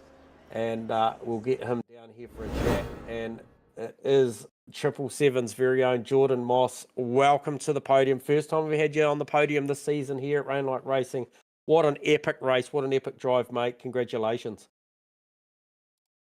Yeah, cheers, boys. Can you hear me? Yeah, we Yes. got you, mate. We got you. What a very measured drive, Geordie, mate. You'd be happy with that one? Yeah, look, I've been struggling all season with getting in trouble, so I thought tonight I'll just play it as safe as I possibly can and try to avoid every little incident I possibly could, and it's paid off. So. Or half a chance late, though, on the Mustang Webley when he got it wrong, and then Haas got him. You looked like a half a chance, but it looked like you really just backed out of that and thought, you know what, given my season, I'll still take a third. Yeah, exactly. I didn't want to sort of ruin anyone else's races by pushing too hard. So I knew those guys had been battling all race. So I just wanted to stick with them. And if the opportunity came up, I was going to take it. But I certainly wasn't going to push for it. Yeah, no, fantastic. And you look, mate, you did have a box seat for a good portion of that race, Mossy, to really see what was going on. And yourself engaged in a very, very good battle with Pete Dawson for a long portion of it as well. So little bit of an arm wrestle through there with the Bentley. So I'm sure I never thought I was going to get past the bloody thing. It was so wide, and Pete just had my measure every lap. It was just one little mistake that managed to let me past. Yeah, no, awesome stuff, mate. Absolutely stoked for you. You would deserve the result. You know, if we look at the results, you have had a challenging season up to this point, and not indicative of what we've known you to do as far as your driving standards. So I think that was more of what we'd come to expect from Jordan Moss. So congratulations, mate. Soak that one up. Enjoy it. It was well deserved. Yeah, cheers, boys. Quick shout out to the 777 boys. I know they've been supporting me all season, and good to put a decent performance out there for them. So cheers, boys. Yeah, nice work, mate. They were pretty vocal on the chat box as well, mate. We were watching. So as always, they don't shut up. No. Yeah. So, well done, mate. You got the Merry Men supporting you. Well done, Mossy. Good one, mate.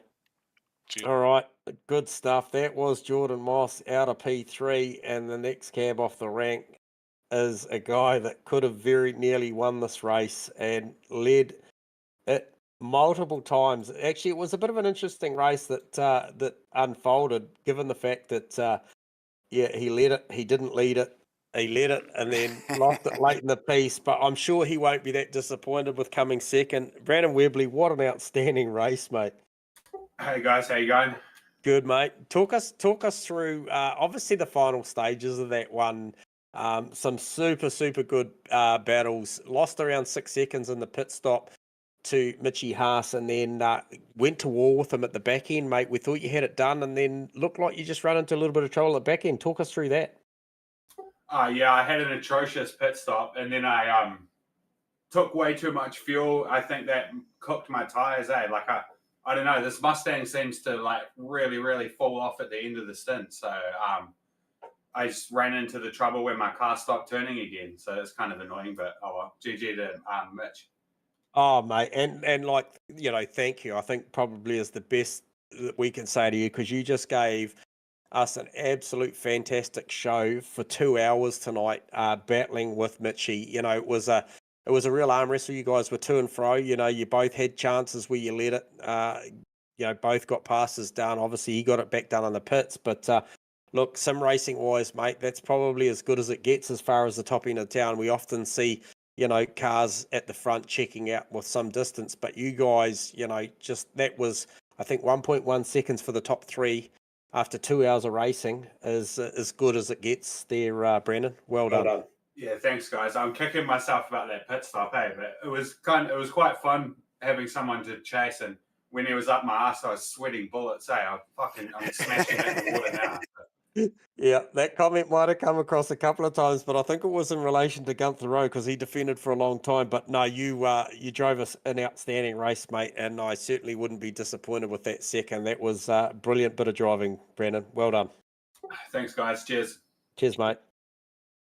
All right, so that was Brandon Webley from P2. But this guy here has really stepped up tonight, and hopefully he's got his mic turned on and stopped signing autographs. Mitchie Haas, you got us on comms? Oh, yeah. Hey, buddy. Mate, talk us through that one. First and foremost, the qualifying performance. Did you know you had that in you?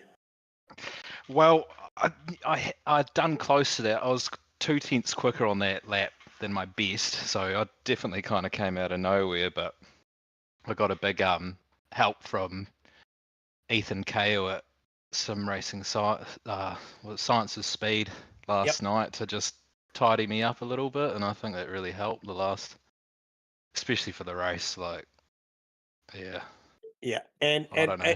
and what a breakout drive, Mitchie. You know, you showed signs of it the week before. I thought the performance at Donington was very, very good, and then also when you come out to race tonight, and then what a fantastic race. You led it. You lost the lead, and then you had a fantastic pit stop. We often reference it to the 1%ers, the things about getting in, getting down to the speed limit correctly, stopping in the box square, getting out. You had a picture-perfect pit stop, some 6 seconds better than Brandon Webley tonight, and that was the difference. You got out clean air. He got it done, but that move down to what is effectively turn The 10, second 11, chicane. 12, Yeah. Hislops and Knickerbrook. That was a brilliant bit of commitment to go on the left-hand side outside and then hold it down through there and make that pass, mate. And how'd you nerve to the end, mate? You've got to be stoked with that. I am. I'm elated for sure. I with that, knew he was braking earlier than me every time into there, so I knew I could outbrake him, but it was just whether I could hold it through the corners, and almost lost it on the exit, like on that third part of that.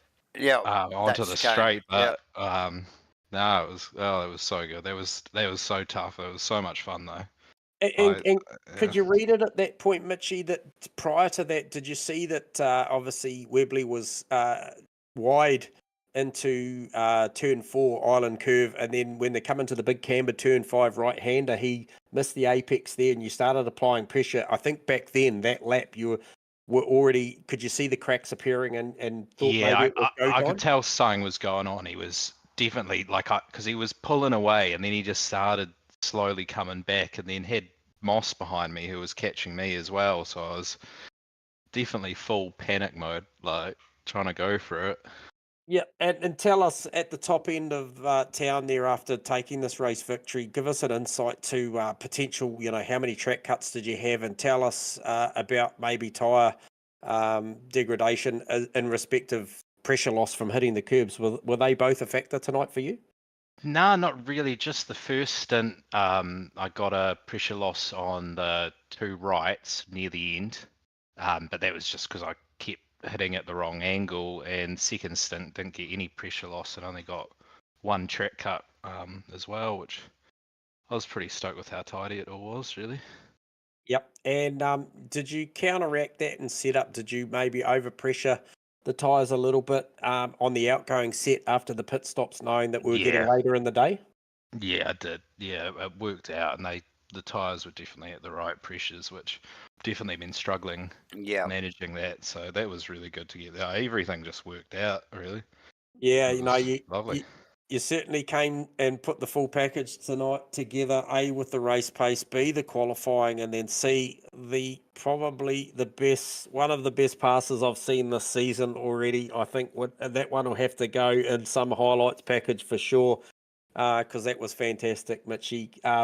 Mate, enjoy the success of this one, because they are certainly hard earned here at Rainlight Racing. The pace is very, very hot, but you deserve to be there tonight, and congratulations on a great victory, mate. Thanks a lot, guys. Nice work. Cheers. Mitchie Haas out of P1 here comes up with the goods here tonight at Rainlight Racing's round 6 in season 6. What a fantastic race. Now, I just wanted to have a quick look and see if me old mate is still in channel.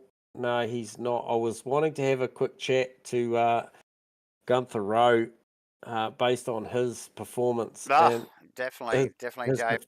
His defensive job that he put on, I think, was an absolute clinic as far as how to drive a race car without focusing too much in the mirror.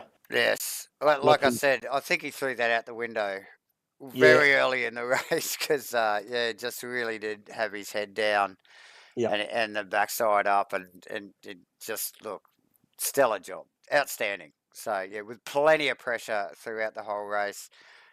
Great to talk to Mitch there, obviously, and giving a quick shout out to the SOS boys, the Science of Speed boys over there, Ethan Cale and the guys. They do a fantastic job. So, yeah, nice work from Mitchie, Webley and Mossy. and everybody, after what was a freaking crazy round 6 here for the 2024 Rainlight Racing Series 6 J-Man here at Oulton Park. Awesome stuff. I'm hoarse after calling that. And now, look, Oulton Park for 2 hours with all that going on. It's epic, epic stuff. We must thank a few people. Obviously, Simblacks, Crosscut Woodworks, True to Life Racing Designs, Crossy 43, Hendo as well, and ourselves, Matchfit Entertainment, for bringing to the broadcast. But Simblacks in particular, they will be giving away, thank you to Simblacks, a Sim Magic GT Neo wheel at the end of the season. It will be a spin the wheel thing. You do not have to win the championship to win this wheel. Epic bit of kit, really good stuff. But before we wrap things up tonight, J-Man, we do have to spin the wheel for the nightly $50 giveaway. J-Man, Yep. are you ready? Are you ready? Yeah, mate. Let's test the bearings on this thing. Let's give it a whiz, mate. Okay, it's had a bit of a huck tongue on it, so it should be good to go. I can't even remember who got it last week, to be honest. It's just all happening so quickly. But we are going to spin it again here tonight. Thank you again, Simblacks. We are spinning the wheel, ladies. How many we got tuned in? 13 people. Come on. There's more names than that on the wheel. Here we go. Here we go. And, Matty Dayton, J-Man. Matty Dayton for the Prezi voucher. Good stuff. Well done, Mr. Dayton. After a stellar race too. It was in a huge battle throughout the night, and he would be grinning ear to ear just from the race that he had. But there you go. He will be grinning even more after receiving a $50 gift from the boys and the kind people over at Simblacks, J-Man. That is not it for the season. Season 6. There's more racing. That was only round 6. So we have got, that was Oulton Park. We have Kailami. I think we've got the calendar up in front of us as we speak. Yep.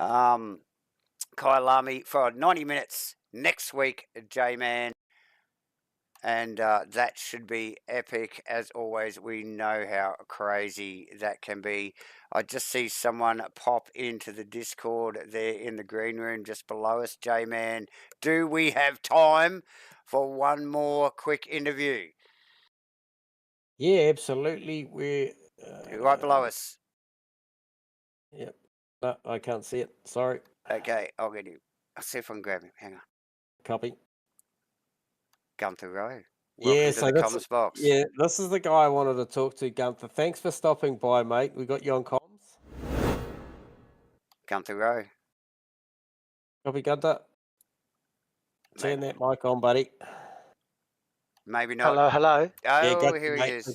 Look, you are the fourth driver I wanted to talk to tonight post podium interviews, and it was basically to congratulate you on the drive. I thought you were the standout driver. It was an absolute clinic of how to drive fast and defensively tonight, mate. So a big congratulations goes to you on what was, in my opinion, the drive of the night outside of the podium, mate, for sure. Thank you very much. I think it was pure fear. Well, there was always a car dive bombing me. It was like daggers coming from behind for literally an hour 45. I had like a 5-minute reprieve there, and then it was bloody Shane was just chasing me down. I was like, oh god, here we go again. But then the race finished, and yeah, that's 2 races in a row as well. Yes, that is 2 races in a row. Yesterday, last week, holy hell. As my new place is to have somebody half a second off me. Yeah. Look, I think one of the strong suits I saw tonight, and it'd be interesting to see if it felt like that from driving the car, but the way that the car apex turn 3, so down into Cascades turn 3, dropping down that fast left-hander at the start of the lap, so obviously come through 1, drop down the hill.